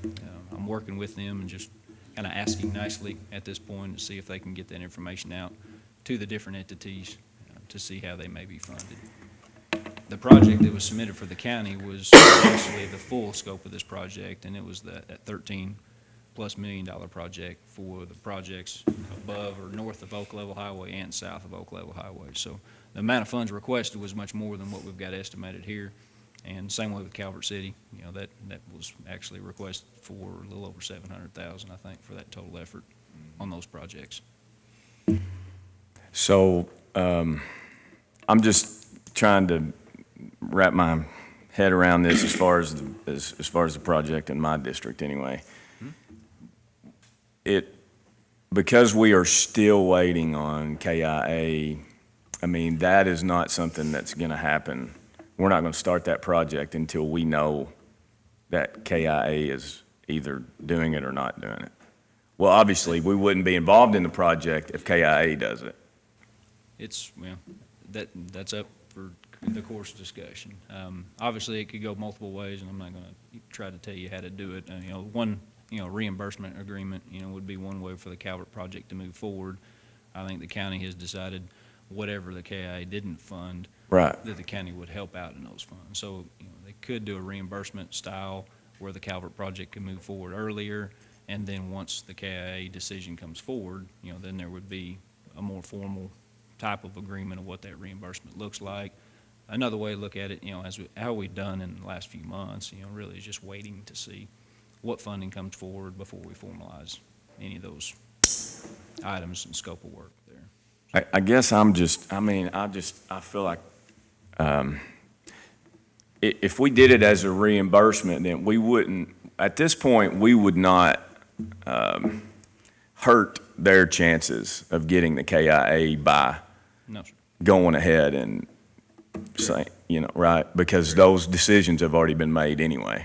As long as all the environmental touches are made, then, they would still be in full compliance with the funding on the project. So, Where you get in trouble is if you go forward and you don't comply with their procurement guidelines or something like that, and then that would disqualify them from those funds. But this wouldn't be the case. As long as everything went forward with the same. is there still time, if we make that commitment, for it to happen this year, or is that probably not happening? It's very conceivable. Price of materials or access to materials may be the biggest hurdle, that we face right now. And that's something that we're working with a lot of our clients now. When we finish the designs, we're actually recommending to our clients to go purchase the materials rather than have the contractors purchase them. And that will typically save about 2 months of time in procurement and contracts, from the time you get a design approved to the time you can actually start work on the project. Some of the material lead times are in the 2 to 4 month range right now. So trying to speed up that timeline and getting access to materials on site is a big deal. So that's about the best way we can recommend to move forward to try to get projects done this year anyway. So let me jump in. The original $6 million, just to kind of go through this, the original $6 million of ARPA, we looked to get the second payment in August. Is that right? Somewhere around. It could be any day now. I haven't checked to see this week if I've seen it. And then the Hardin with engineering, 1.2. 1.1, 1.1, 1.2. Yes, sir. Mhm. The county, we've roughly, once we get the remaining $3 million from the ARPA from the feds, we're going to have roughly about $4.8 million. I think Calvert, after, I'm going off memory here, it was about 7, but then I think it was an administrative number that put it around 3, just shy of 400,000. The Calvert project number that we presented last year was 540. 540? Yeah. And that's with the engineering? Yes, sir. So you got 540, and we're still waiting. When I called Roger Rechtenwald, the day I called him, he actually retired again. So, so they're awarded. We just don't know what projects, and that's both Calvert and Oak Level. Correct. The county is looking to get $1.9 additional million. This apparently is a second ARPA amount of monies that are going to be coming to the county specifically for water and wastewater. So we obviously don't want to, we can be patient and wait to see what the state, what they awarded to any project. We may end up getting something for Calvert. We may end up getting something for both Oak Level and Calvert. But in the meantime, the engineering, to try to go ahead and get out in front of the engineering, because that is going to take some time. These are rough numbers, we're looking at about 6.7 million total. You estimate with engineering for Oak Level to be The 700,000 is I can tell you. is the engineering, but For the total number on the Oak Level contract. would be 4.8. 698.7. okay. So we've got roughly, again, about, and I'm just going over this math right now, about 6.7. I don't know the timeline on the 1.9 that's coming from the pad, but there are monies that are coming. So worst case scenario, we don't get awarded any monies, because I know it was very competitive with the projects that were submitted across the state. But if we don't get any monies, that's what we're looking at. We're looking at 6.7 million that we have. We got 3 million of the ARPA monies. 1.1 is committed for the Hardin, so we do have monies on hand right now. Anytime now, we're going to be getting the remaining 3 million. I suspect going into the fall, we'll get that. This, for Oak Level, the engineering at a minimum has got to be done. So the Calvert City project, if it's at 540 with the engineering, even if they don't get any funding, looking at 6.7, we should have the monies to do Calvert City's project. Because of the additional 1.9. 1.9. Yeah. But I guess my question is there a way to do that, to have them go ahead, the reimbursement process, or is it the court's wish to wait to hear from KIA first before? Well, one thing that the court can entertain is the engineering. We can go ahead and look at the engineering for it's got to be engineered. Yeah. As far as moving forward with the actual contract of the project, we should have, because it's going to take several months. It'll take several months It's to a go big, through. it's a big, The wild card is the easements, and that's what Yeah. I mentioned to you in our meeting is really, we can move through the design work, at the speed of surveys and getting the designs done, and then we'll be approaching, we're estimating 50 utility easements for these projects out here. Yeah. We're going to try to utilize right-of-ways where we can to try to minimize that number of easements, but that's what we're estimating right now. Just the speed at which we can move through those will dictate some of the bid timelines and construction timelines. yeah.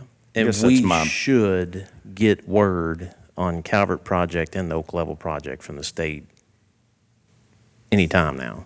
That's what I'm being told. Yes, sir.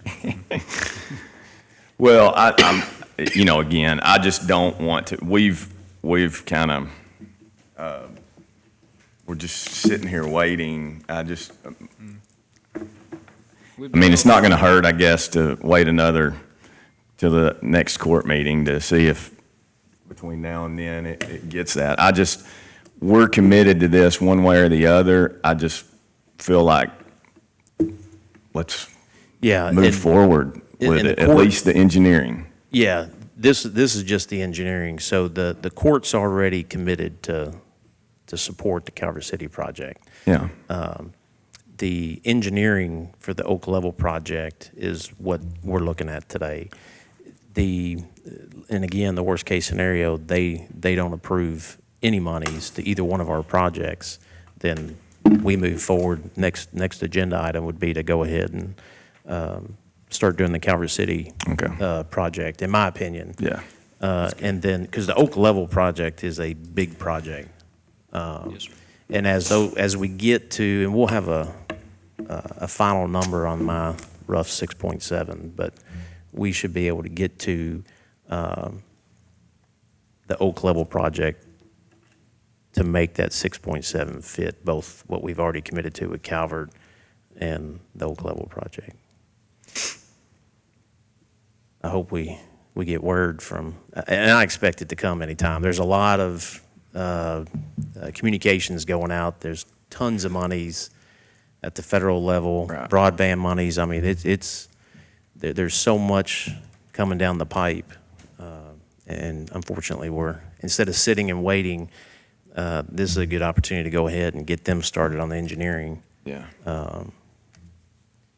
Yeah, I agree. And I'm glad to hear, at least since the last time you and I have talked, that those projects have been selected, even if we don't know who they Yeah, are. that was Surely to positive. goodness, Yeah. yes, that's at least a step forward, we just want to know one way or the other. Of course, we want it, but Yeah, They said they had a little over 600 projects and $1 billion worth of requests, for these funds. 300 million or something like that. Is that the total? Well, for the unserved, it was just a $50 million pot of money for just the unserved, Yeah. so.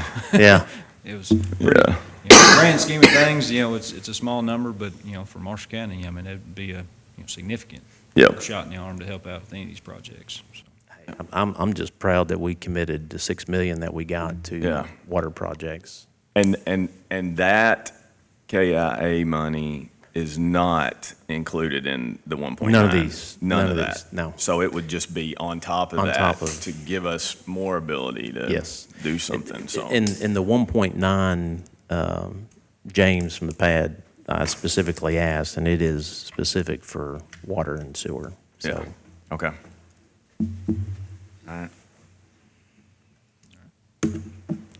So that kind of gives a broad spectrum on, I'd rather get the engineers, out there working so we can get moving when the time comes. Well, I move that we approve this Rivercrest engineering proposal. Second. All those in favor say aye. Aye. Any opposed? Motion carries. Just to make sure, we had already committed ARPA money, so this amount will pull from the ARPA monies that we Yes. got. Okay. Yes, I do have to go into the reporting system and report once you all choose projects. So right now, there's only the Walnut Road one. So Yeah. I'll go in and put this as an approved project in the reporting system. Okay. The engineering amount, or is it, do I put, you haven't voted on the whole amount, just the engineering The amount? court, several months ago, when we got the ARPA monies, committed to the Walnut Grove, what we call the Hardin project, Calvert Cities project, and the Oak Level project. So this is the Oak Level project. It's the engineering of the Oak Level Okay, project. well, then I will do that amount Yep. into the reporting system. And then as you all We've approve made it, specific amounts, I'll report. Yes, made because it it's easy going to for you. depend, it's going to depend on that KIA and. Yes. Because Right. it may not actually be ARPA funds in the end. Right. That fund, the actual Calvert project. Because these two together take our ARPA money, essentially. So as far as your reporting, it may not even be a piece of that. It'll be a piece of that 1.9 million, I guess. could be. So, anyway. Any other questions? You gave us an update, didn't you? No, I guess they're going to give an update on sanitation. On sanitation? Yeah, they Yeah, can give an okay. update on that, but All right. I'll be here to support as well. I won't run out Okay. of here just yet. But yeah, the Catfish Kitchen project, like I said, we Yes. got the design completed on that one. So then we're just gonna get ready to approve the material submittals and get that station ordered, so they can get that in there and resolve that issue with pumping down there on 641. Okay. Thanks, Chad. All right. Next on the item, Randy Green. Good afternoon, sir. Well, I started saying good morning when I first got here. Hello, Judge, members of the court. I had something really important to come talk about. I've sat so long I forgot what it was. Corey, you remember when I told you I need to be on the docket? You just said you didn't. Oh, okay. Now, I got a couple things. I'll try to make it real quick. Because of the economy, the way the economy is, things is getting more expensive. We know that. Been talking about it all morning. We got to looking at our income in sanitation, and we're gonna have to have a rate increase. We called our rate committee together about 2 months ago, and it's the same one that established the original flat rates, and had them go over and look at our numbers and see what they suggested. And they concluded we needed to have a 15% rate increase across the board. Now, to give you an idea of what that would be, keeping in mind that our income monthly is roughly around that $20,000. Of that 20,000, $4,984 and some change is Ken Lake. That's the contract with Ken Lake. And $4,500 is a contract with the schools. So that don't leave a whole lot of difference. You take 15% of the difference is not much. We're gonna be looking at between $1,500 and $2,000 a month increase in our income to operate with. And I think anybody can agree that's still not enough, but that's as far as we felt like we could go. And we are obligated to revisit this annually anyway, so we'll look at it again. But we feel like it can hold us for a while, we hope. But what that's gonna do, bottom line, and I know you commissioners would like to have the answer on this, is residential rate, right now, base rate is $25. With the increase, it would be $28.75. Commercial, right now is 53, it's 50 plus $3 tax. It would be $60.95, that's $7.95 increase. Now, there is the variable of how much is used over that. That's based on the first 4,000 gallons, and then the rate goes from there. But this 15% would be figured on the end of total amount due. So we're hoping that we can push around $2,000 a month more income. We would like to have more.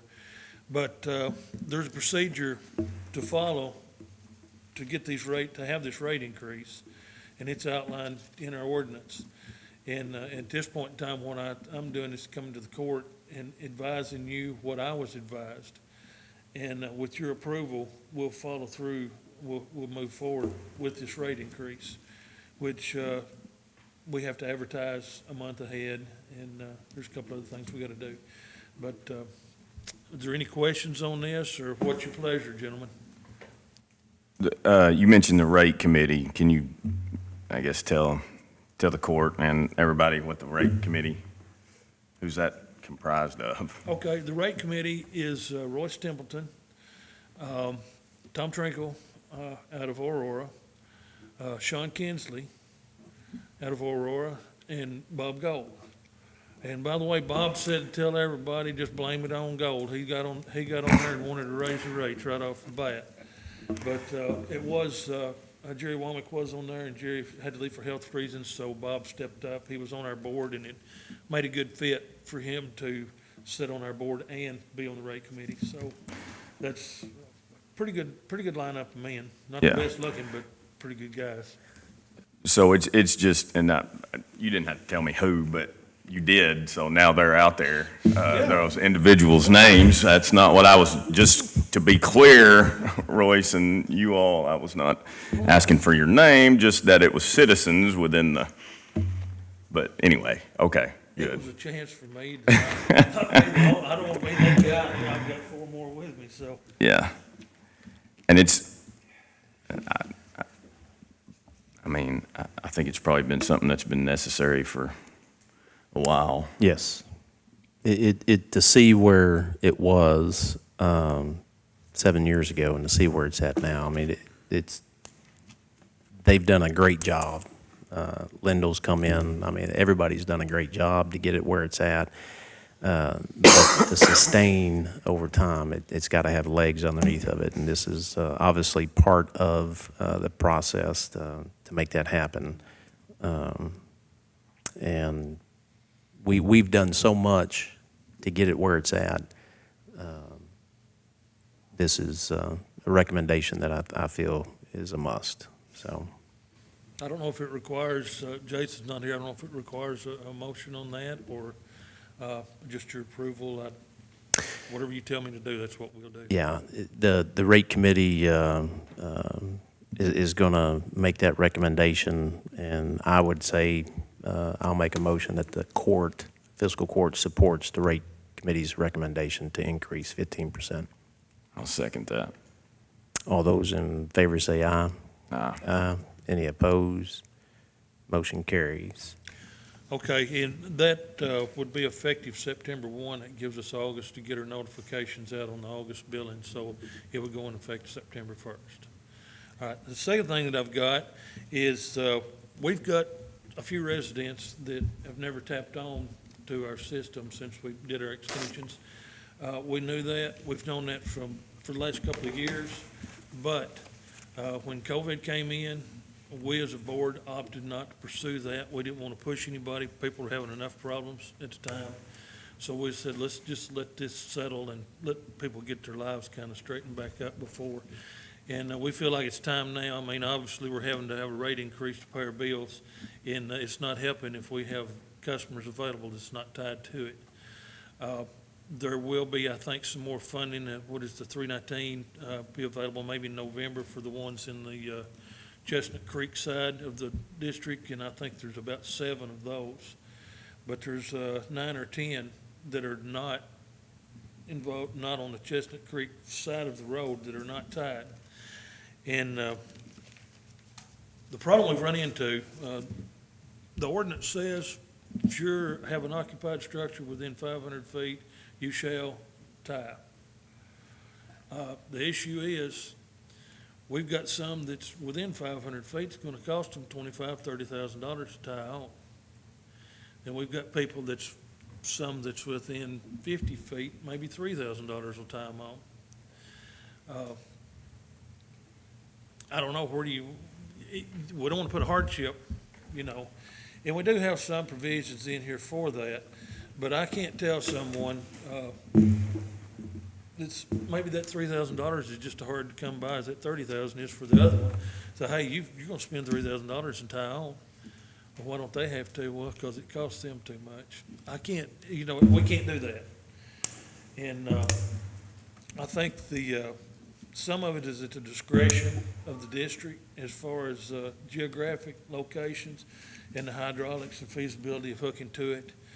But I wanted to advise the court and get your opinion or your advice. Do we follow forward on every one of these? And if we use our discretion and there's an issue, I'm going to be back, and whoever's on the other side is going to be up here too. It kind of puts us in a hard spot, puts the court in a hard spot too, but somebody's going to make a decision, and I just run the board. That's all I do.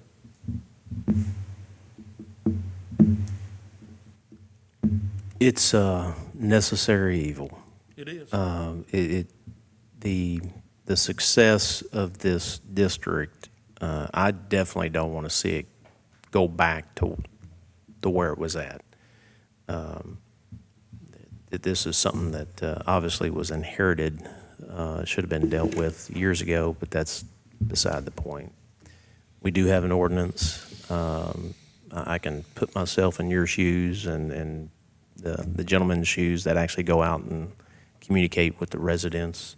It's not fun to have those conversations, but it is the process. It is the court's law for this county. It's just part of business. It is part of It's business. like a non-pay. I mean, we don't enjoy going out and turning the water off for people, and we give them every opportunity to let us work with them. And sometimes you can't avoid it, and it's just a part of business. And it is what it is, and we're willing to do it for you. You just tell us what you want us to do. Yeah. The potential benefits of those that are within to tie in, and I know if I can put myself in their shoes, they probably don't care about the benefits, but we have to look at both the benefits, the pros and cons. And as we talked earlier about economic development, definitely there's an opportunity. Though that type of a utility, I can tell you, companies have, representatives of companies have actually looked at our community, different areas within the community that would bring in huge revenue and sewer and water. And I know, Chad, you're an engineer and you see this. You guys see it too as realtors. Without that utility available, that potential land or development just sits there. I've got a question. Is the county in a position? I know we've talked about this. We just ran a sewer line to Homer Lucas Road. We're getting ready to do the Miracle League, is the county in a position where we fall under that same umbrella? Well, now that you mention it, And if so, you're going to be within ordinance. the reason why I bring this up is because I don't think we can sit here and tell you to go do that, to follow the ordinance. It's our own ordinance if we're not in compliance Right. ourselves. It, we'll just. As a taxpayer, I would, or somebody that falls in that situation, I'd be a little upset, to say the least. Occupied buildings within 500 linear feet is who falls within ordinance, according to this. So, and I don't know if it doesn't say when it's occupied and when it's not occupied. We've been saying 500 foot to structure is what we've been going by, and that's what Jason sort of advised. Yeah. So yes, the minute you get the concessions and the safe room up, you're automatically within the 500 and going to have to tie. That doesn't mean that once that's tied, that it leapfrogs up to the administration building and offices. That's 500 foot from our provided line. So, of course, we made provisions and we would love to have the park on it, and you're going to have to be on it sooner or later. I guarantee you, it's coming. Yeah. But we're there and we're ready when time comes. But in the meantime, you better practice what you preach, and if you do, you're going to be having to tie when you get your buildings up. And, but like I said, there's going to be some. I had a neighbor that, thank goodness that the Chestnut Creek money was there, because it cost them over $25,000 to run their line. And just to go back on that, the 319H funds, they are available funds, and federal monies, the federal calendar, October 1, those will come available after October 1, if I remember correctly. But either way, those individuals that fall, minus us, we don't qualify for those funds. We used to match. That was the original agreement when we sat down with the representatives years ago.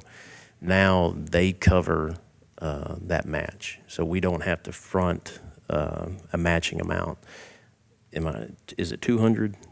Did she give you a dollar amount as far as? Not a dollar amount. It was up to, she thought maybe 20 houses. I spoke with Okay. Casey just this past week, and it's great. It's like the judge was saying, if you remember what a headache was before, you had to submit, and your discount or your refund was based on your income. And then they said, well, no, everybody's going to get, well, this time, everybody gets 90%, period, across the board. And the second thing is, it does not have to run through court and get your approval. You don't have to look at somebody's income and approve how much. It's all going through Casey. The check will be issued by Casey. It's just so much cleaner than it was last time. And people are not sitting waiting forever. I know you got calls for months Yes. from people that were needing their money so they could pay their contractors. Yes. And everybody's waiting. Well, this is going to be an immediate thing through her. And it's going to be an annual thing. She said she would turn right around and reapply for the next year. So in possible new ventures for us or extensions, we can look at that be part of the packages. We can offer that to the customers. So, It's a good incentive. yeah, so the 319H funds, it's not like you're knocking on the door saying, you have to tie on, and somebody lives several 450, feet. They're boring that entire cost. 90%, if they qualify, the 319H funds will fund 90% to tie that on. The only qualification is they live within the Chestnut Creek area. there. In the Chestnut Creek That's area. it. Yeah. Period. If you live in the right place, you're going to get it. Yep. It's a lot simpler than it was. Or that's the way I understand it. So how many of those that you just mentioned are in that? 7. I think Oh, okay. We've got 7 Out of- now, out of about 18. And we've got some businesses and some residential. But like I said, we didn't feel right. I mean, it's probably not good business, but it's the way we run our board. during COVID of pushing. It wasn't a time to push, it was a time to, let's get this taken care of and move on. And now the time's here.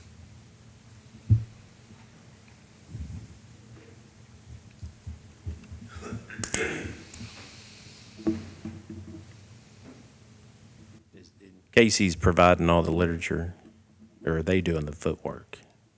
Casey. Casey is, okay. I think so. Now, that could be, I know what you're thinking, money, I guess, is, there's 7 there that could be potentially qualified for this come November. So do we kind of let that wait till November? I mean, and push on the ones that's not going to qualify? We got to get them tied on. Yeah, in my opinion, those that would qualify for the funding, absolutely, because that's 90%. When they did the study, it was a 5-year study, they came in, and when I say they, I think it was the EPA, but the Chestnut Creek area was identified.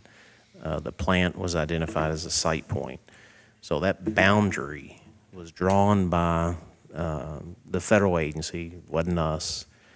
So anybody that falls within that boundary, if 90% applies for funding, my suggestion is absolutely let them capitalize on that, those dollars.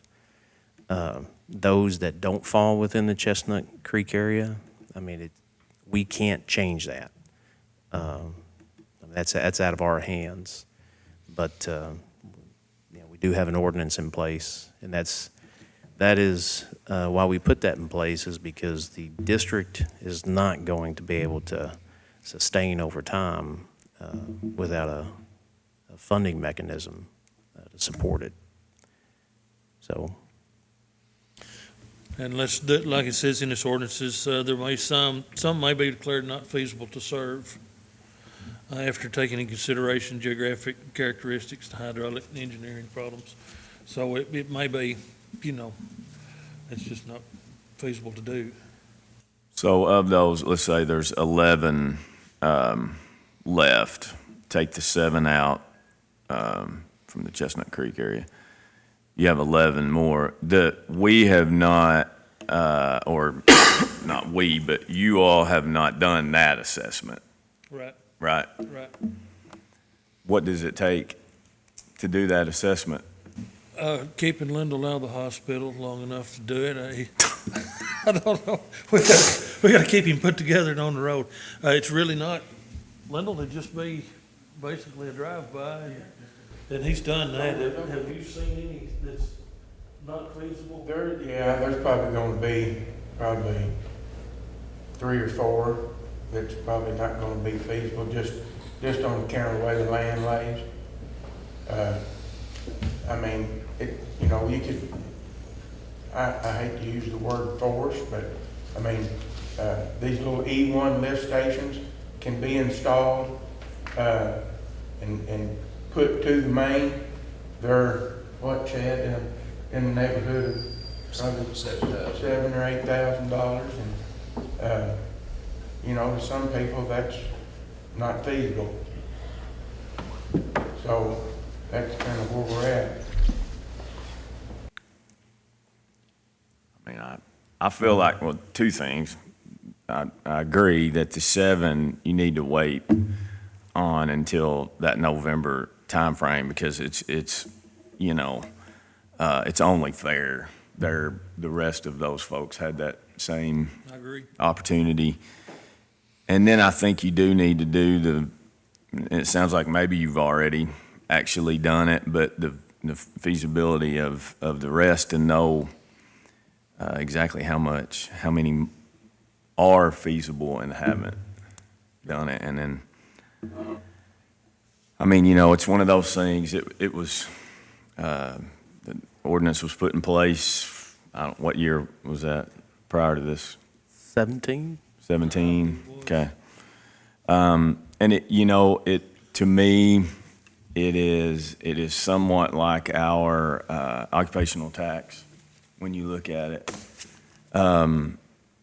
you know, the only way that that is fair is that it's fair for everyone, you know, and so it's as difficult as of a process as it is, if 80% of the people paid it and 20% didn't, it is not fair to the other 80% either. Absolutely.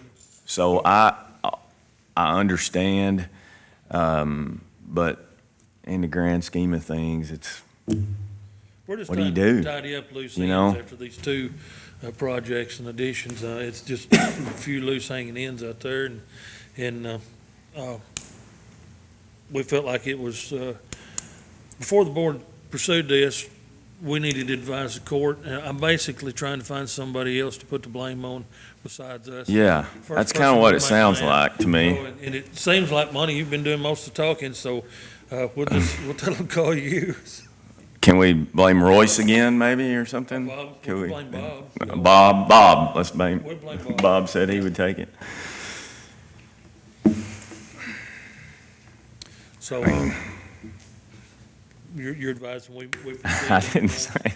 Yeah, I mean, that's, it's just part of governing. We put an ordinance in place, and we have to stand behind our ordinance. We're going to do everything we can, as we just discussed, to help those get funding or to identify those that $70,000 is unreasonable, in my opinion. So if the due diligence is done, then the success of this district, everybody's that's within that district that can tie on needs to tie on.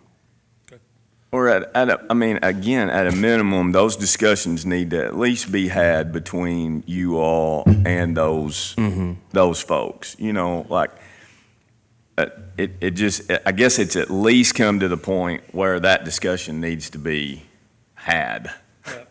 between both parties. Right. You Well, know, there may be some of them that we wouldn't think it'd be feasible, but they want to pay to get tied on. I mean, so. Well, I and think that- it's that gonna may have be to the case, handled too. on a one-on-one yeah, it could be the other with way. every one of them.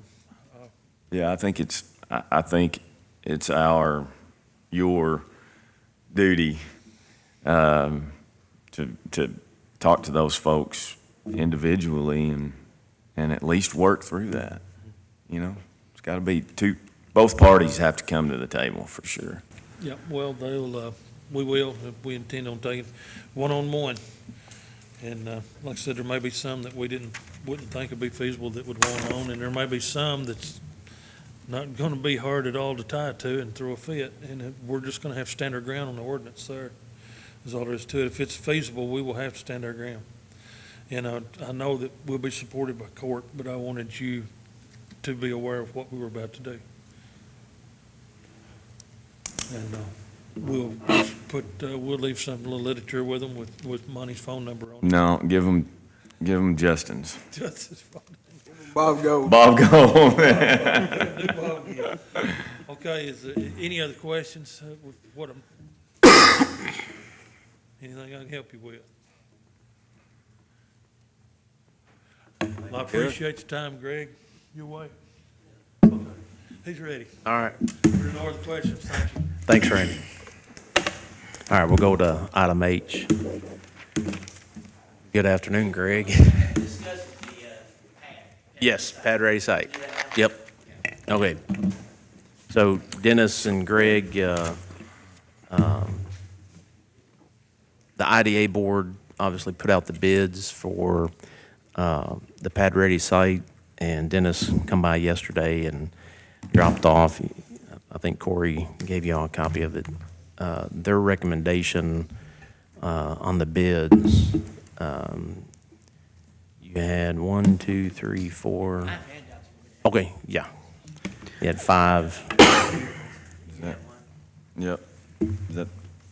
That's the thing? Yeah. Thanks, sir. Thank you.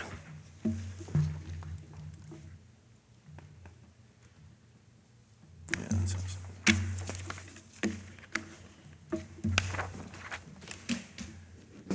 You want to go or you want me to? Yeah, go ahead, Greg. Okay, so we bid it in three, it's a pad-ready site for the southwest one. We bid three separate packages. And you can see the base bid, which was the road extension, that's past United System back to where the pad-ready site will sit. And the alternate bid one way is the pad-ready site, and that's what the grant is for, so we have to do alternate one. And alternate two is to extend the sewer line back under the road to get to the pad-ready site. So the bids, the total bids for all three packages was $709,000. And the IDA board recommends Smith Construction, Jim Smith Contractors.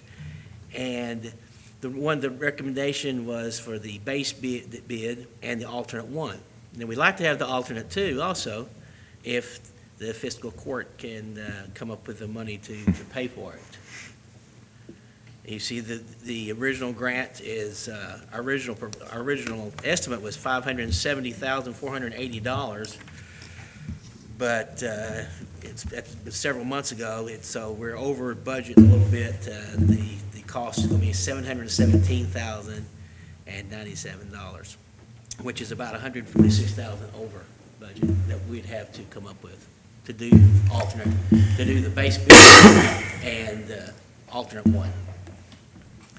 I think this morning go ahead. Yeah, so we sat down with Greg this morning and Erica, and the KEDFA total grant that they have, $570,480, that is correct. However, in our budget, we had $544,481. So we did some math. That would leave, if you took alternate bid 1, $606,866, and you subtract the $544,481, you're looking at $62,385. The remaining engineering expenses is about $42,996 and 50 cents. So when you add that up, that's $105,381.50. So rounded up to 382.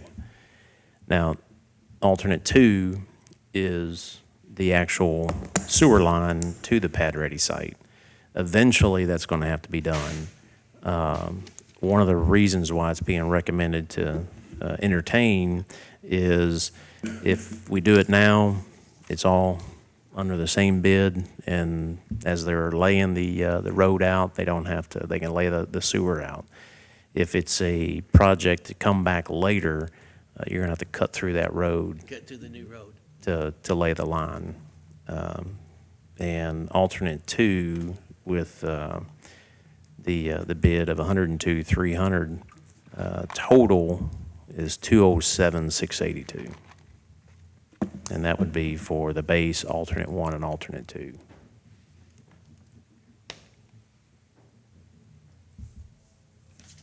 The one thing to point out, the KEDFA grant, I think, has got an October deadline. So the construction is a tight window, but we do have the tornado. Obviously, when we talk about the labor shed around here, it just sucked up the entire labor shed. So Dennis is going to ask for an extension, but we don't know if we'll get it. But we do have currently an October deadline.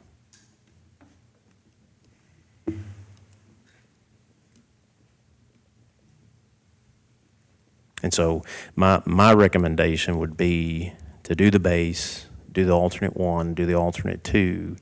The IDA recommended Smith Contracting with a total of the three, $709,165. I can't tell if that's 5 or 95, but 95 cents.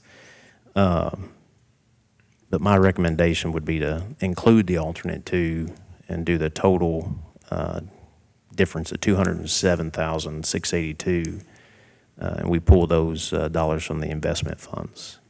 Is that a motion? That's a motion. Second. Okay, so I can ask a question now. All right. Hang on. So let me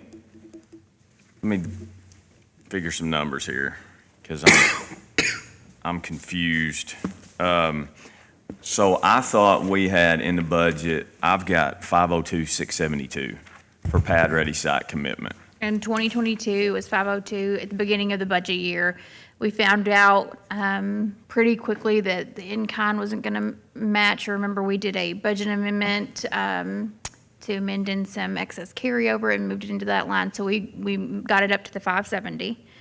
Okay. By the time that we passed the budget, we had at that time only paid like $26,000 of invoices. And so the difference there is what we budgeted for the current year, which is 44.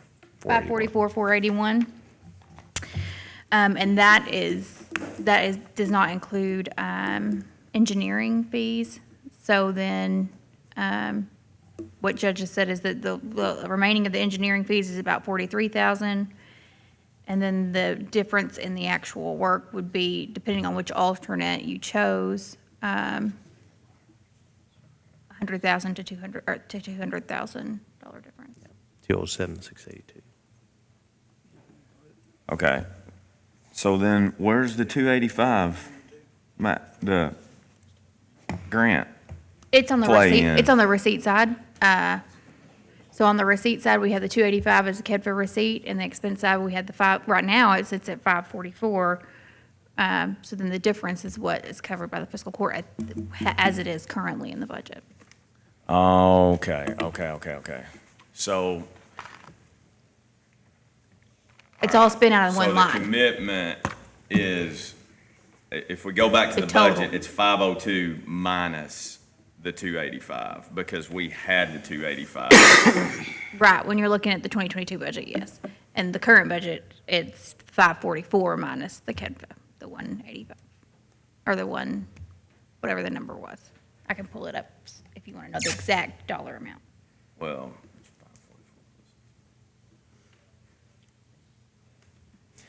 Yeah, Doing math quickly. yeah. and keep in mind, I know you guys know this, once it's completed and receipts are submitted to KEDFA, we'll get half reimbursed to the county. I think it's roughly 275, 285, 241. 285. 285.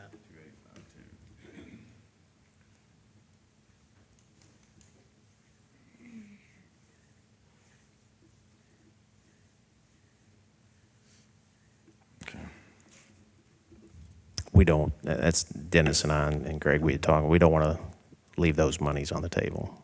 Yeah, and I mean, you know, we have that money in that investment account from the sale of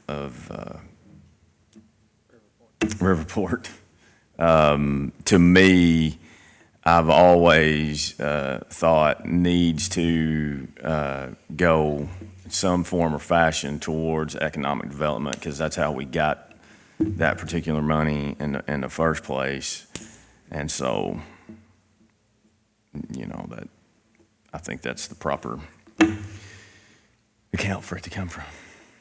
So there was a, Line extension, Greg, do you know, I mean, is that complete bid on that? Is that, or lift stations or anything else? No, that's a The complete gravity bid on the flow or- line extension. And it goes right through the new road. So if we don't do it now, then we'll have to tear the new road that we're putting in up. Somewhat like what we talked about with the, Gravity flow or? It's gravity flow. Okay.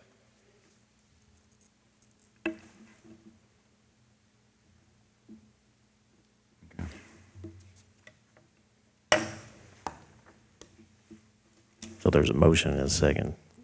All those in favor say aye. Aye. Aye. Any opposed? Motion carries. Thank you, sir.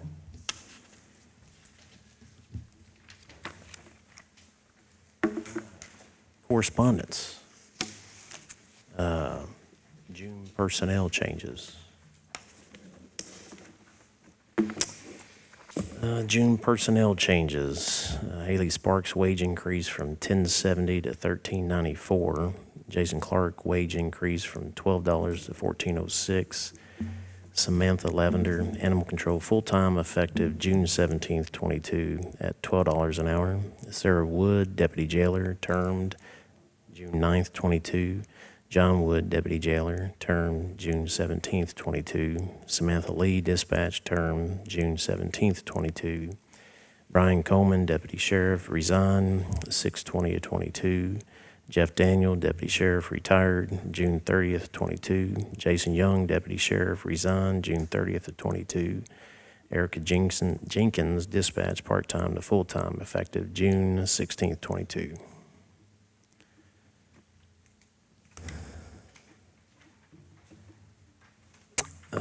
This is from West Kentucky Allied. Dear Judge Executive Neal and members of the Fiscal Court, I wanted to give you notice that we will be vacating the building at 1713 Golf Course Road in Benton. This is the former Marsh County Senior Citizens Building. We will vacate the building by July 31st, 2022. We wanted to express our great appreciation for the use of this building. The fact that it was available for immediate occupancy the morning after the tornado was a godsend. This saved us from having to find temporary storage space for our records and allowed us to continue to provide service without missing a beat. Thank you so much for your help. If West Kentucky Allied Services can be of any assistance to any of you, please contact us. Sincerely, Jenny York. So they will be vacating at the end of the month.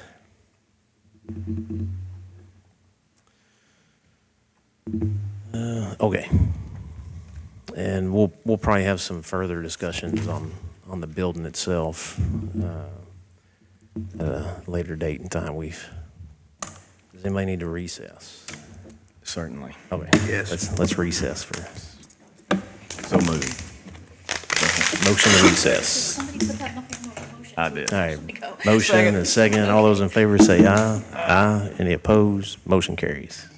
We'll go ahead and Erica's, when she comes back up, we'll jump back to item C, but we'll go ahead and call court back to order. We'll come back to correspondence, but old business, approved the minutes July 6th special call meeting. So moved. Second. All those in favor say aye. Aye. Any opposed? Motion carries.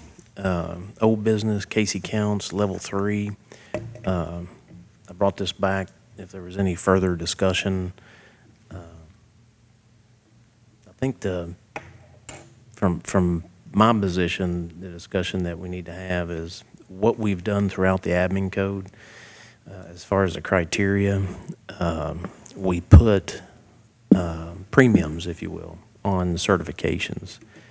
Now, the intent was that individuals who are certified in a specific area for a certain duty, while they're performing those duties, let's just use an example. Somebody gets certified out at the road department to spray chemicals for weeds along the right-of-way. That certification would have a premium attached to it. Next fiscal year, that individual doesn't want to spray anymore. So that certification, although they have, and it may be a renewable certification, but either way, if it's not being performed, then obviously the certification doesn't qualify as far as payment. We can't pay somebody for something that they're not doing. So I think the question here for Casey, who does have a level 3, obviously is a huge success on his part. Does the court want Casey to be, he's managing the office for the building inspection, but does the court want him also going out and inspecting residential properties for permits? And I think if we figure out what that answer is, then we can move on to a premium, but I think that's the biggest question. Yeah. I think that's a fair question.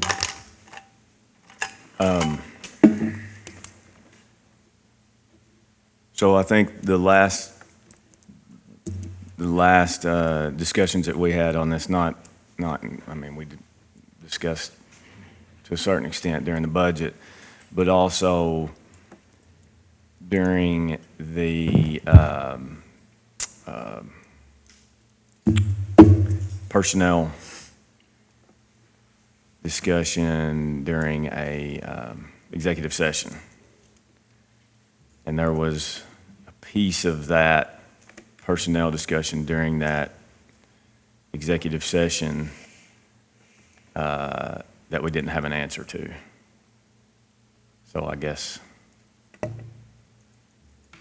don't know, I'm kind of bouncing. I'm kind of treading lightly because it was executive session personnel related, so I don't know. Well, we went into executive session to discuss personnel issues. So coming out of the executive session, I think the question that has to be asked is, does the court want Casey inspecting? And if we don't, then this issue is dead. Well, but I think, wasn't a piece of that having to do with someone else and their responsibilities within that office? No? Or not within that office, It but would just be within, residential. within, Well, we have a level 3 residential already.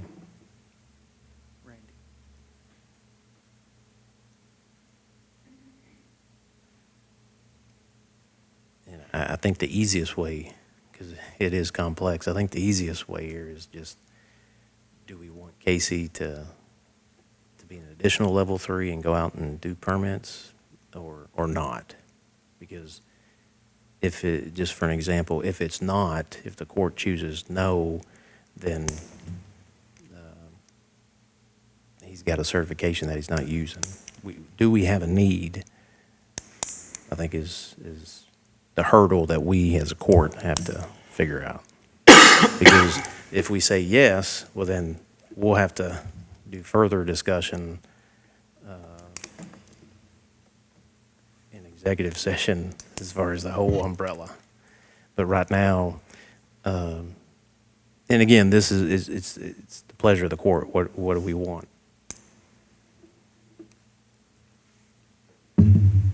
I mean, if that happens, it's going to take away from what Randy is doing, correct? Because it's only residential. Yeah, Randy's only doing residential. Yeah. but the level 3 piece of it is, CAT is the other level 3, right? Am I right? Yeah, and to go back to what we originally you brought up, we discussed all that in executive session. So we all know this. Yeah. The question really is, do we want Casey? But I'm saying, I wasn't talking about Because we can that go. particular. Yeah, we can go on a rabbit hole, and I don't want to go on a rabbit hole today. I think it will, if the court chooses no, then we know that the other issues are where they are. If the court says yes, then we're going to have further discussion, if that makes sense. But I think that is the first question that we have to identify to this big piece. I would say at this time, no, that could change. I mean, Sure, in a moment's notice. sure.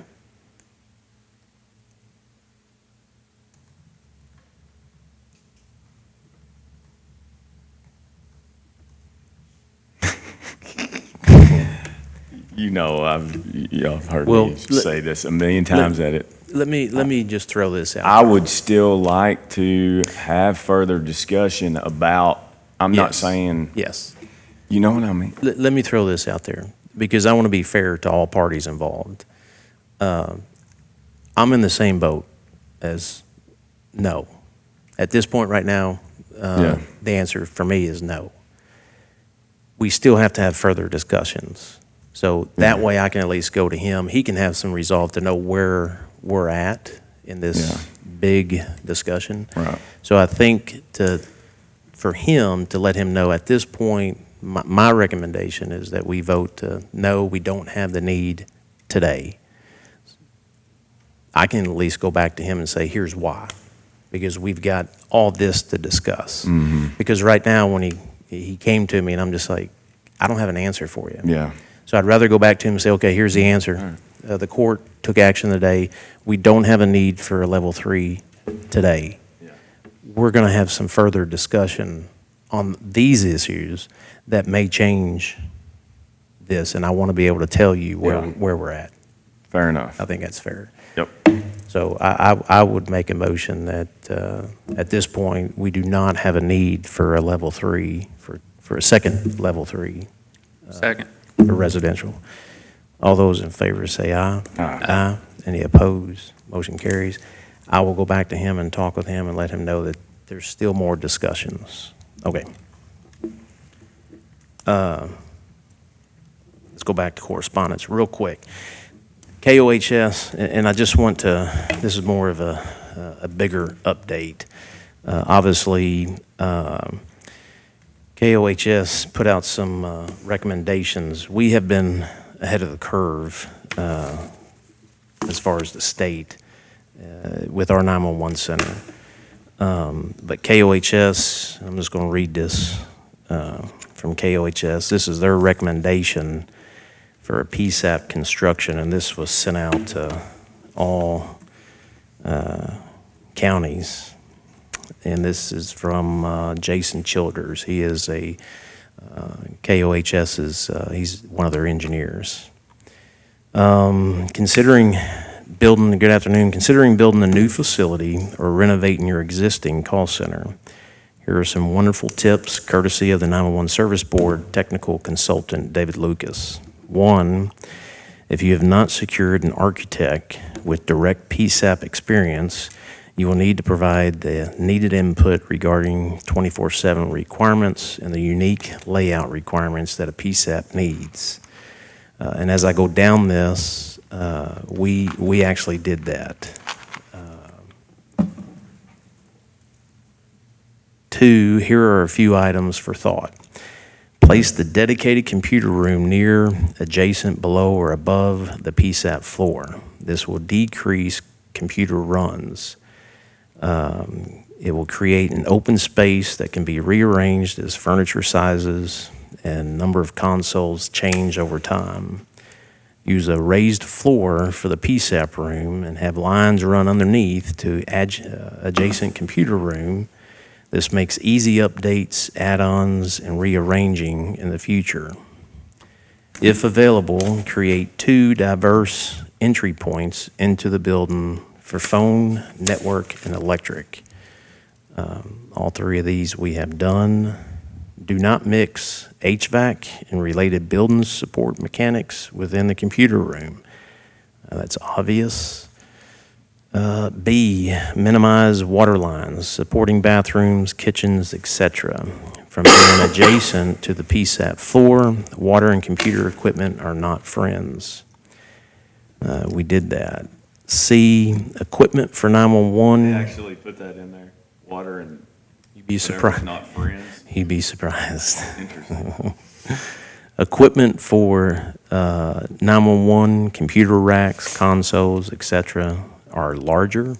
Plan for a larger, wider door into the building and into the computer, HVAC, and PSAP rooms. I've been in a few PSAPs, and that is exactly one of their biggest problems. I remember when McCracken was looking to go to Post 1, and they literally had to knock out brick and mortar to expand the technology and the demands for technology moving forward. The server rooms are much larger. Windows are encouraged within the dispatching floor, perhaps only along the top, but the ability to see daylight and weather conditions is vital for human health.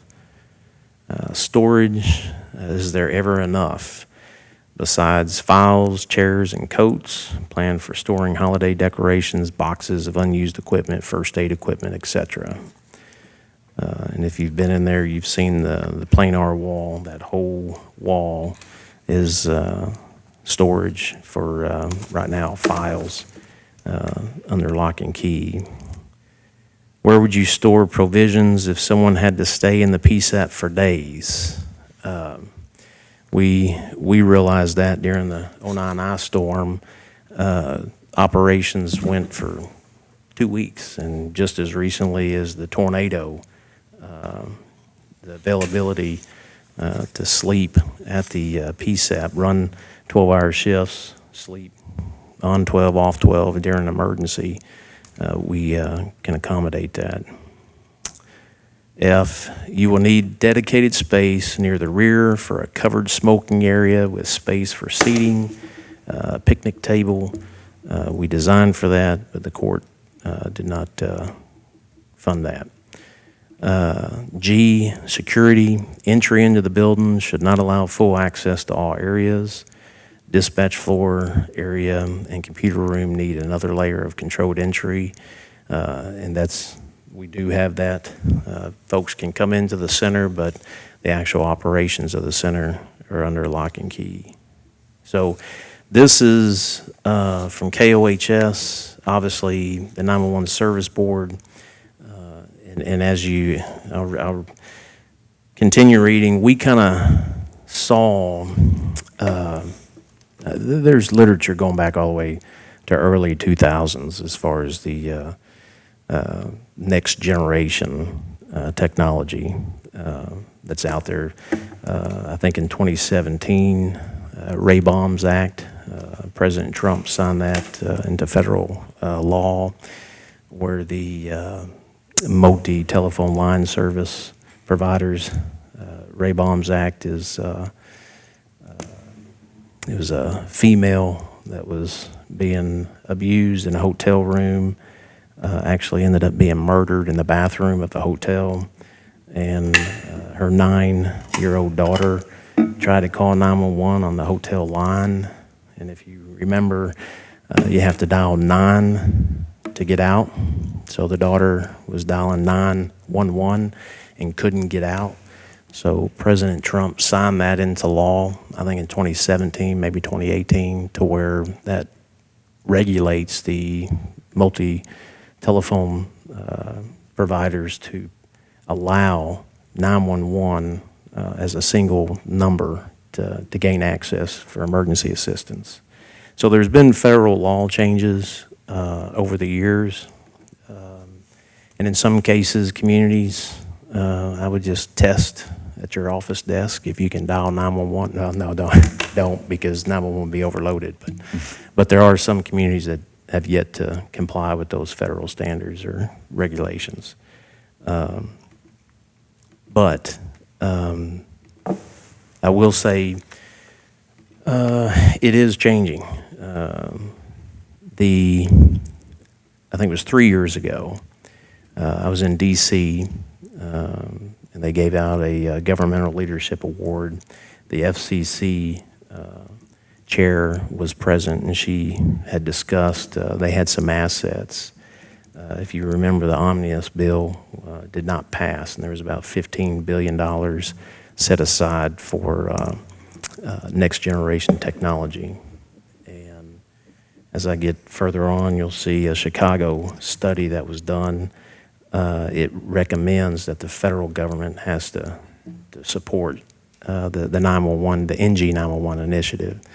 But she had mentioned that they had an asset sale, and if it were to sell, which it just recently did, she would commit 100% of the proceeds to basically a trunk line, the initial trunk line for the technology. And it was about $10 billion. The Senate passed it. It was 84-14. It's at the House, made it through the House committee. We feel that that is going to pass, and if it does, obviously there's a great opportunity to get that immediate trunk line in place with a center that we have. We are standing in front of the line to be a recipient of that as it makes its way down to the states. So that's a positive initiative. She has committed to that. The FCC chair. So these types of things are slowly, coming to fruition. From the same office, KOHS, this is in regards to the GIS data for NG 911. If you remember, Rapid Deploy is who we had contracted with to set up our system, and they got the state contract, so they went to go focus their initiative on the state contract. So this is from Jason Childers from KOHS. Then, good morning. The 911 Service Board very much appreciates everyone's efforts to get their mapping data next generation 911 ready by uploading their GIS info to GeoComm's Data Hub. Once your GIS data passes GeoComm's quality assurance, quality control checks, and is deemed critical error-free, it can be added to the state map. Completing our state map is a huge step towards readiness for statewide NG911 deployment. As of July 1, more than 20 PSAPs have passed GeoComm's QA/QC process for next generation 911 GIS data readiness, and more than 75 PSAPs are at least 90% critical error-free. So there's about 115, maybe 117 PSAPs in the state. Where we fall in that 75 PSAP. And we've seen this coming. Our target date has been pushed back for various reasons, but we are looking at the 28th of this month to move over to the new 911 center. But when I read this is associated with requirements and funding, potential funding. And in this case, if communities are struggling to get their GIS data critical error-free, there are some additional funds that are being provided at the state level. So we completely understand that some PSAPs may need help getting their GIS data NG911 ready. The 911 Service Board recently announced recipients for the 2022 competitive grants. We are pleased to announce that there is some leftover funding available in the 2022 grant pool that may be used to fund supplemental GIS grants with the board's approval. The board is also able to dedicate a portion of its NG911 technology fund to GIS projects. If y'all remember, I can't remember who all was present. This was probably 3 years ago. We sat here in the courtroom and discussed the mapping issues that we had in our community. And this is one of the biggest things that drives this next-gen technology is we have to have better mapping service so that we get good data in, good data out. And to note, the University of Chicago did a study. It was a 2-year study, blueprint for action on 911, the NG911, and there were 7 bullet points. 1, reintroduce a 911. 2, putting the people in 911 because you have the technology. If you've been over to the center, the technology alone, our dispatchers are going to have to relearn or learn this new system and technology. 3, advance in the workforce. And 4, which I think is critical, making 911 independent and equal. What I mean by that, and I'll just point out opportunities. Creating 911 as an individual entity, one of the things that we as a governing body can do by doing that, obviously it's governed because there's so much, I'm just touching the top on this technology and the direction that we're going, but there's so much available with the NG911 technology. You put it in the hands of the folks that actually understand it. But there's benefits. And one of the benefits, we have to think creatively, there's fee diversion. There's restricted dollars that are only earmarked for emergency communication with 911. And in this case, by creating a standalone, and I'm a big supporter of not putting it in the hands of anybody who just is a first responder. It has to be in the government's hands. So you create kind of like Bluegrass 911. They have a board, and it's at the judge executive's or her appointment. But the biggest thing is with fee diversion, we could actually, the facility that we have, we could charge rent for that entity being in our county facility. And one of the benefits is those monies can be used for payment of rent. So that would help us for maintenance on that facility. And I just throw that out there because that's just a smart decision, because as we've seen our infrastructure, a lot of our facilities are just dilapidated and old, and they weren't maintained over years. Number 5, ensuring the right response at the right time. 6, strengthening data and tech standards. 7, securing national level support for 911. So those are the bullet points. If you got some free time, the University of Chicago did a 2-year study on NG 911, and obviously there's a lot more information out there, but it is a good study to read. The Evans is a well-known, reputable company within the country. They came in and they did a case study on our 911 center. And so this is their case study. So this is our 911 center. And I want to show the technology. And before you play that, Erica, we are going, Chris was just out at the schools. Obviously, we had our school shooting in 2018. Texas just had their school shooting. ASR has come in. This is a security company. The advantages of taking a emergency operations plan on a shelf and making it real, live, realistic information to those responding agencies or those that are immediately involved. But I can go in a little bit more detail. We've got some meetings coming up where we've put out correspondence to the schools. We're going to put it out to the schools in the region. We've brought in the state school resource officer marshals in to look at the center to show what technology can be available to our schools. And it's a huge advantage for everybody involved. But this is a case study that they did on our 911 center. Hello, I'm Chris Freeman. I'm the 911 director for Marshall County E911. I've been in this current position for almost 3 years.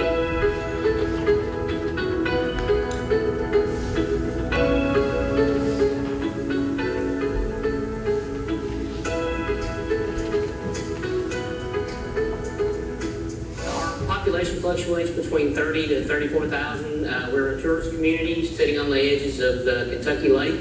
We have several tourist attractions with that. We have 2 state resorts, and then a lot of communities where we have resorts and other things that are privately owned.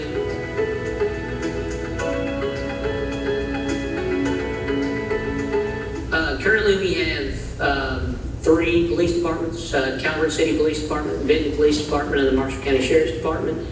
We also provide some services to the Kentucky Park Rangers.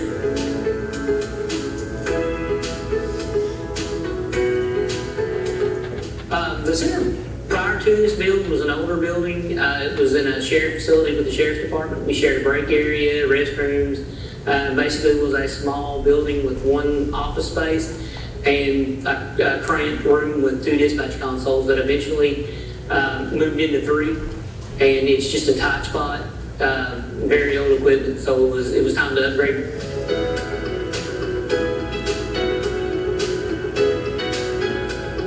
In Kentucky, there's a push for communities to cost share moving into next generation 911. So there's a limited amount of money that comes in, and the money's not spreading as far as it used to. So one of the pushes the state offers incentives to consolidate the community, and that was the task that I was hired for, was to build this facility and make it be able to serve multiple communities to cost share and reduce the actual prices for next generation 911 core services and the services we provide to the community.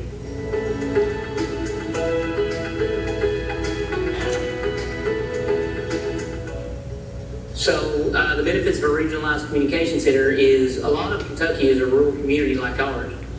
We do have a larger community. We are one of the larger communities in this particular area based on population and our call volume, but the communities around us are not so large. So they won't be able to offer items such as video to 911, text to 911, a lot of the redundancy and resiliency within inside the 911 network that we're able to provide with this new facility. So the cost for them to provide those services to their community would be a lot higher with a lower call volume and a lower tax base to pull from, or fee base to pull from. So by fee pooling, using their fees and our fees to put together to make this center, to regionalize it, we'll be able to do the same service.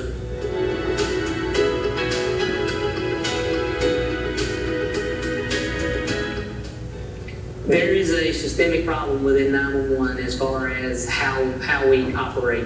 We have multiple systems that are separate from each other. We have a separate phone system. We have a separate computer-aided dispatch system. We have a separate radio system.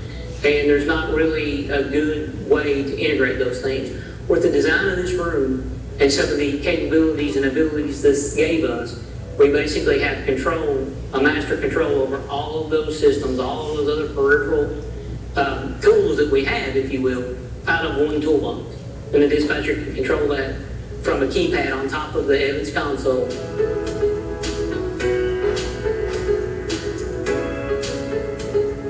We were able to get a maximum amount of consoles in this smaller space. That's one of the reasons that I went with Evans. They were willing to help take a product that they have and design it to fit our needs, and it worked out very, very well. So we are able to incorporate this video wall, all of this furniture. It raises up and down. It's ergonomically correct for the dispatchers. They can sit or stand if they need to while working long shifts. It was really the thought behind this whole process was that actual person answering that 911 emergency call, what they go through, how to make them more efficient, more effective, and use the tools that they have.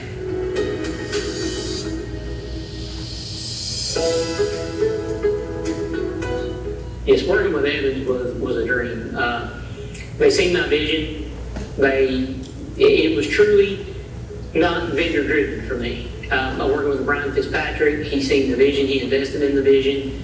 He helped me make something. It wasn't, well, we could do that, but really, this is what you need to do. There was no steering me away from my vision.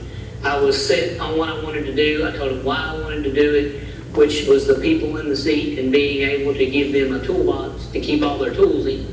He bought into it, he believed it, and everyone that I've worked with at Evans has bought into that project and into the belief that we're giving something to a group of individuals that didn't have anything before, and we're making an ergonomic workspace for them that will keep them from being injured with sedentary work, or worse, cause something to happen in our community because we were too slow getting to one of our other tools because it wasn't in an immediate toolbox they could reach and get.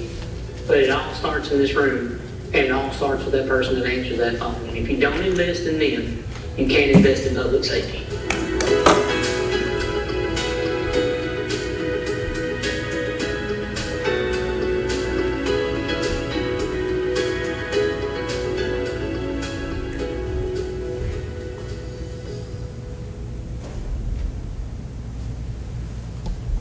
Hi, I'm Brian Fitzpatrick with Evans Consoles. I'm a regional sales manager working in the Mid-Atlantic region, and I had the opportunity to recently work with Marshall County, Kentucky for their new E911 center.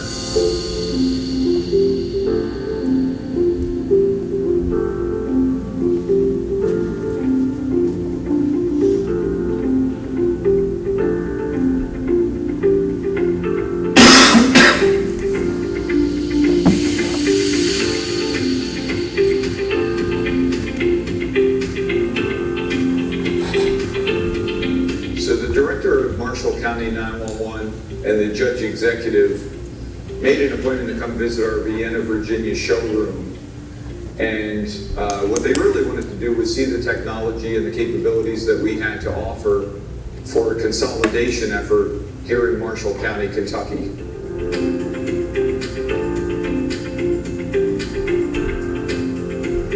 So the existing room here in Marshall County for their 911 call center was a small, crowded room, dimly lit, and it didn't offer the operators an optimal work environment.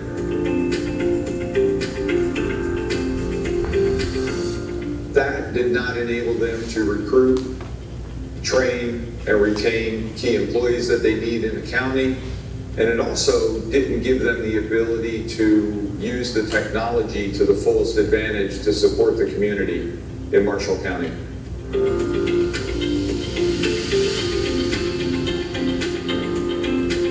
Upon visiting our Vienna, Virginia showroom, the director and the judge executive really saw the potential to build a regionalized, consolidated center in Marshall County that they could take out to other municipalities in Kentucky while bringing in the technology that would enable their own dispatchers to have a state-of-the-art 911 call center and really excel at the job that they were asked to do.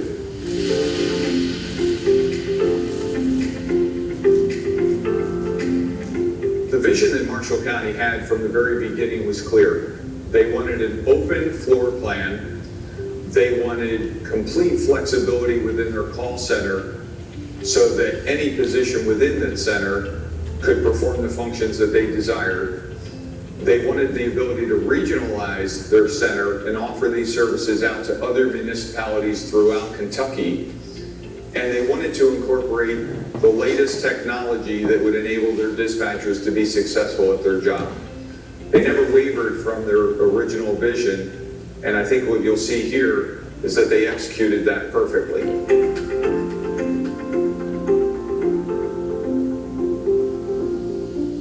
Some of the issues that were raised early on were to fit their vision into an existing space that they inherited here at the county. They had a server room which was slightly too small for the technology that they wanted to bring into the center.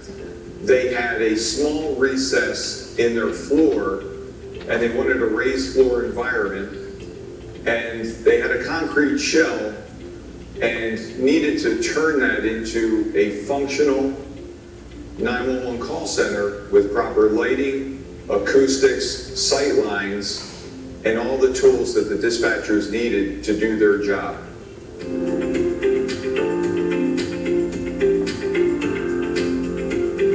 So another issue that we needed to pay close attention to were the acoustics in the room. Marshall County wanted a large, visually accessible video display wall, which you can see behind me, with each operator also having a large monitor array, and that put a lot of hard surfaces in their 911 call center. So planning proper acoustics meant making sure that the ceiling tiles, the wall-mounted acoustic panels, the flooring materials, and everything else that we did in this center really added to the acoustics of this room.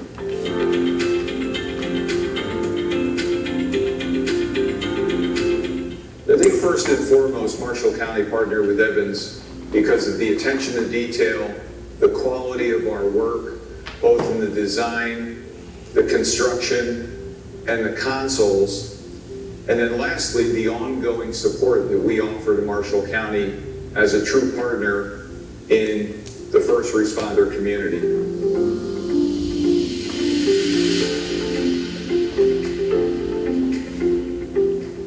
So Marshall County also recognized that myself and the other regional sales managers with Evans are really subject matter experts that live within the ecosystem of the call center.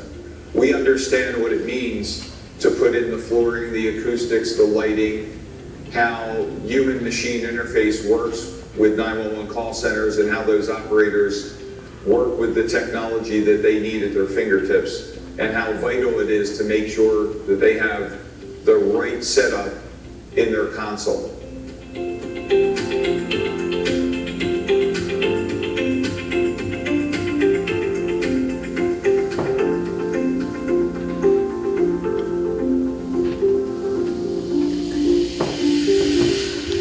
That was done by Evans, and we actually appreciate them for doing that.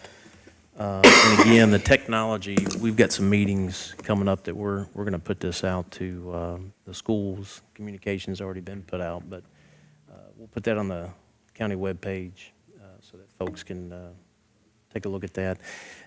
This is what 911 is going to, and they've been discussing this for years. And We're already seeing benefits with the plants in Calvert. There's so much that we can tie in, and I like to call it the real-time information. Obviously, we just heard where that individual taking that emergency call, given all the tools for them to be successful, whatever our emergencies are, to get the best resources to them. It was well thought out from the call being taken all the way to the giving the information out. So I think we should be proud that we've got a center like this in our community, but the benefits, that consolidation to getting other communities to buy into this, everybody will benefit from it. But when we get that date, we're going to showcase the ASR's technology. It'd be a good opportunity to come out and check it out. You can research ASR. The service that they're providing is pretty top-notch. All right, we'll go to new business, judicial building roof. You got the quote? Nope, okay. Well, we're getting, we got 4 quotes coming. Basically, we got some issues with the roof of the judicial building. Has anybody checked on warranty?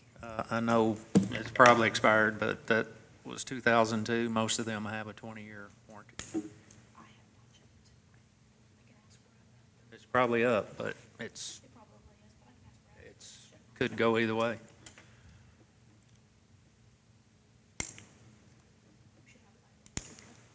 For next court meeting.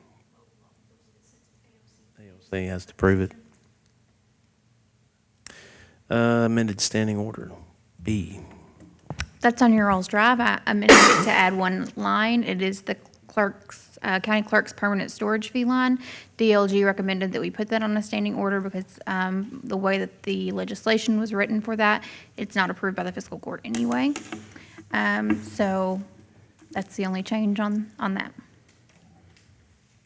Move we approve that standing order. Second. All those in favor say aye. Aye. Any opposed? Motion carries. Salary schedule, item C. That salary schedule is reflective of what we had discussed in budget workshops, and I sent that all out to you all to review. Whenever you make an emotion to approve that, it does need to reflect work beginning on July 1st. If that's the way you want to do it, that would mean this coming paycheck we're about to do, that would be effective. Move that we approve salary schedule to include work performed as of July the 1st, 2022. Second. Second, all those in favor say aye. Aye. Aye. Any opposed? Motion carries.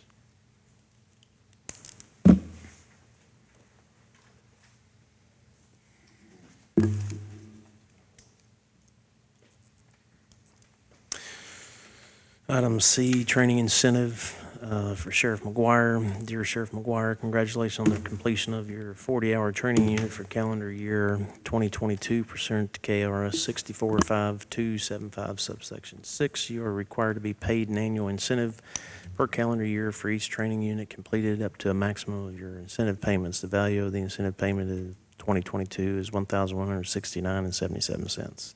The records show that you have successfully completed 4 units and are due 4 incentive payments of $1,169.77 for a total of $4,679.08. Please make the disbursing officer aware the incentive payments are not exempt from state or federal withholding requirements. Move we approve. Second. All those in favor say aye. Aye. Any opposed? Motion carries. Commissioner Spraggs, congratulations on the completion of your 40-hour training unit for calendar year 2022 pursuant to KRS 645275 subsection 6. You are required to be paid an annual incentive per calendar year for each training unit completed up to a maximum of 4 incentive payments. The value of an incentive payment for 2022 is $1,169.77. Our records show that you have successfully completed 4 units and are due 4 incentive payments of $1,169.77 for a total of $4,679.08. Please make the disbursing officer aware that incentive payments are not exempt from state or federal withholdings. We approve. Second. Second, all those in favor say aye. Aye. Any opposed? Motion carries. Transfers. I've added to the transfers on the drive as we've been talking, and the items that came up and you all approved. So the first one on there is movement from the investments line to the capital projects line for the sanitation district, the emergency repair. The next is to move, we budgeted, we contract for the economic development currently, and when we did the budget, we put it in the coordinator salary line. We actually pay it out of a contracted line, so that's just a fix.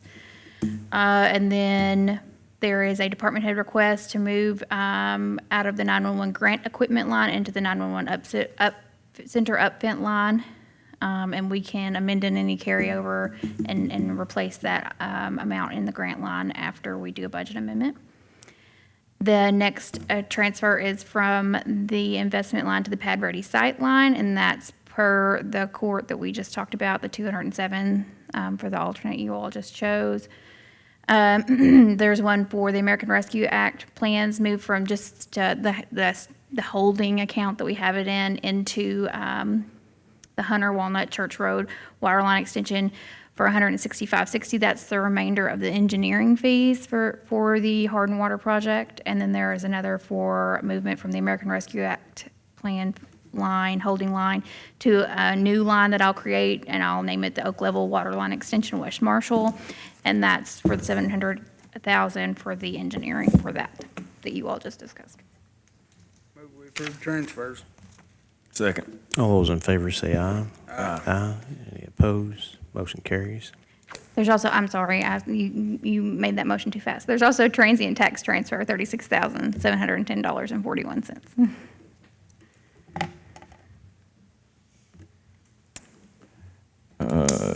I guess you need a separate, Yeah. so I'll move for approval of the transient tax transfer. Motion and second. All those in favor say aye. Aye. Any opposed? Motion carries. Transient tax transfer. I do want to point out before you guys talk about the bills, I did send out an email that had a couple extra. I just want to make sure everybody's attention was drawn to that, in case you had any questions before you moved on to that. Any reason to deny payment of the bills or claims? Hearing none, let the clerk record that the bills, claims will be paid. And we need a motion to adjourn. So moved. Favor say aye. Aye. Any opposed? Motion carries.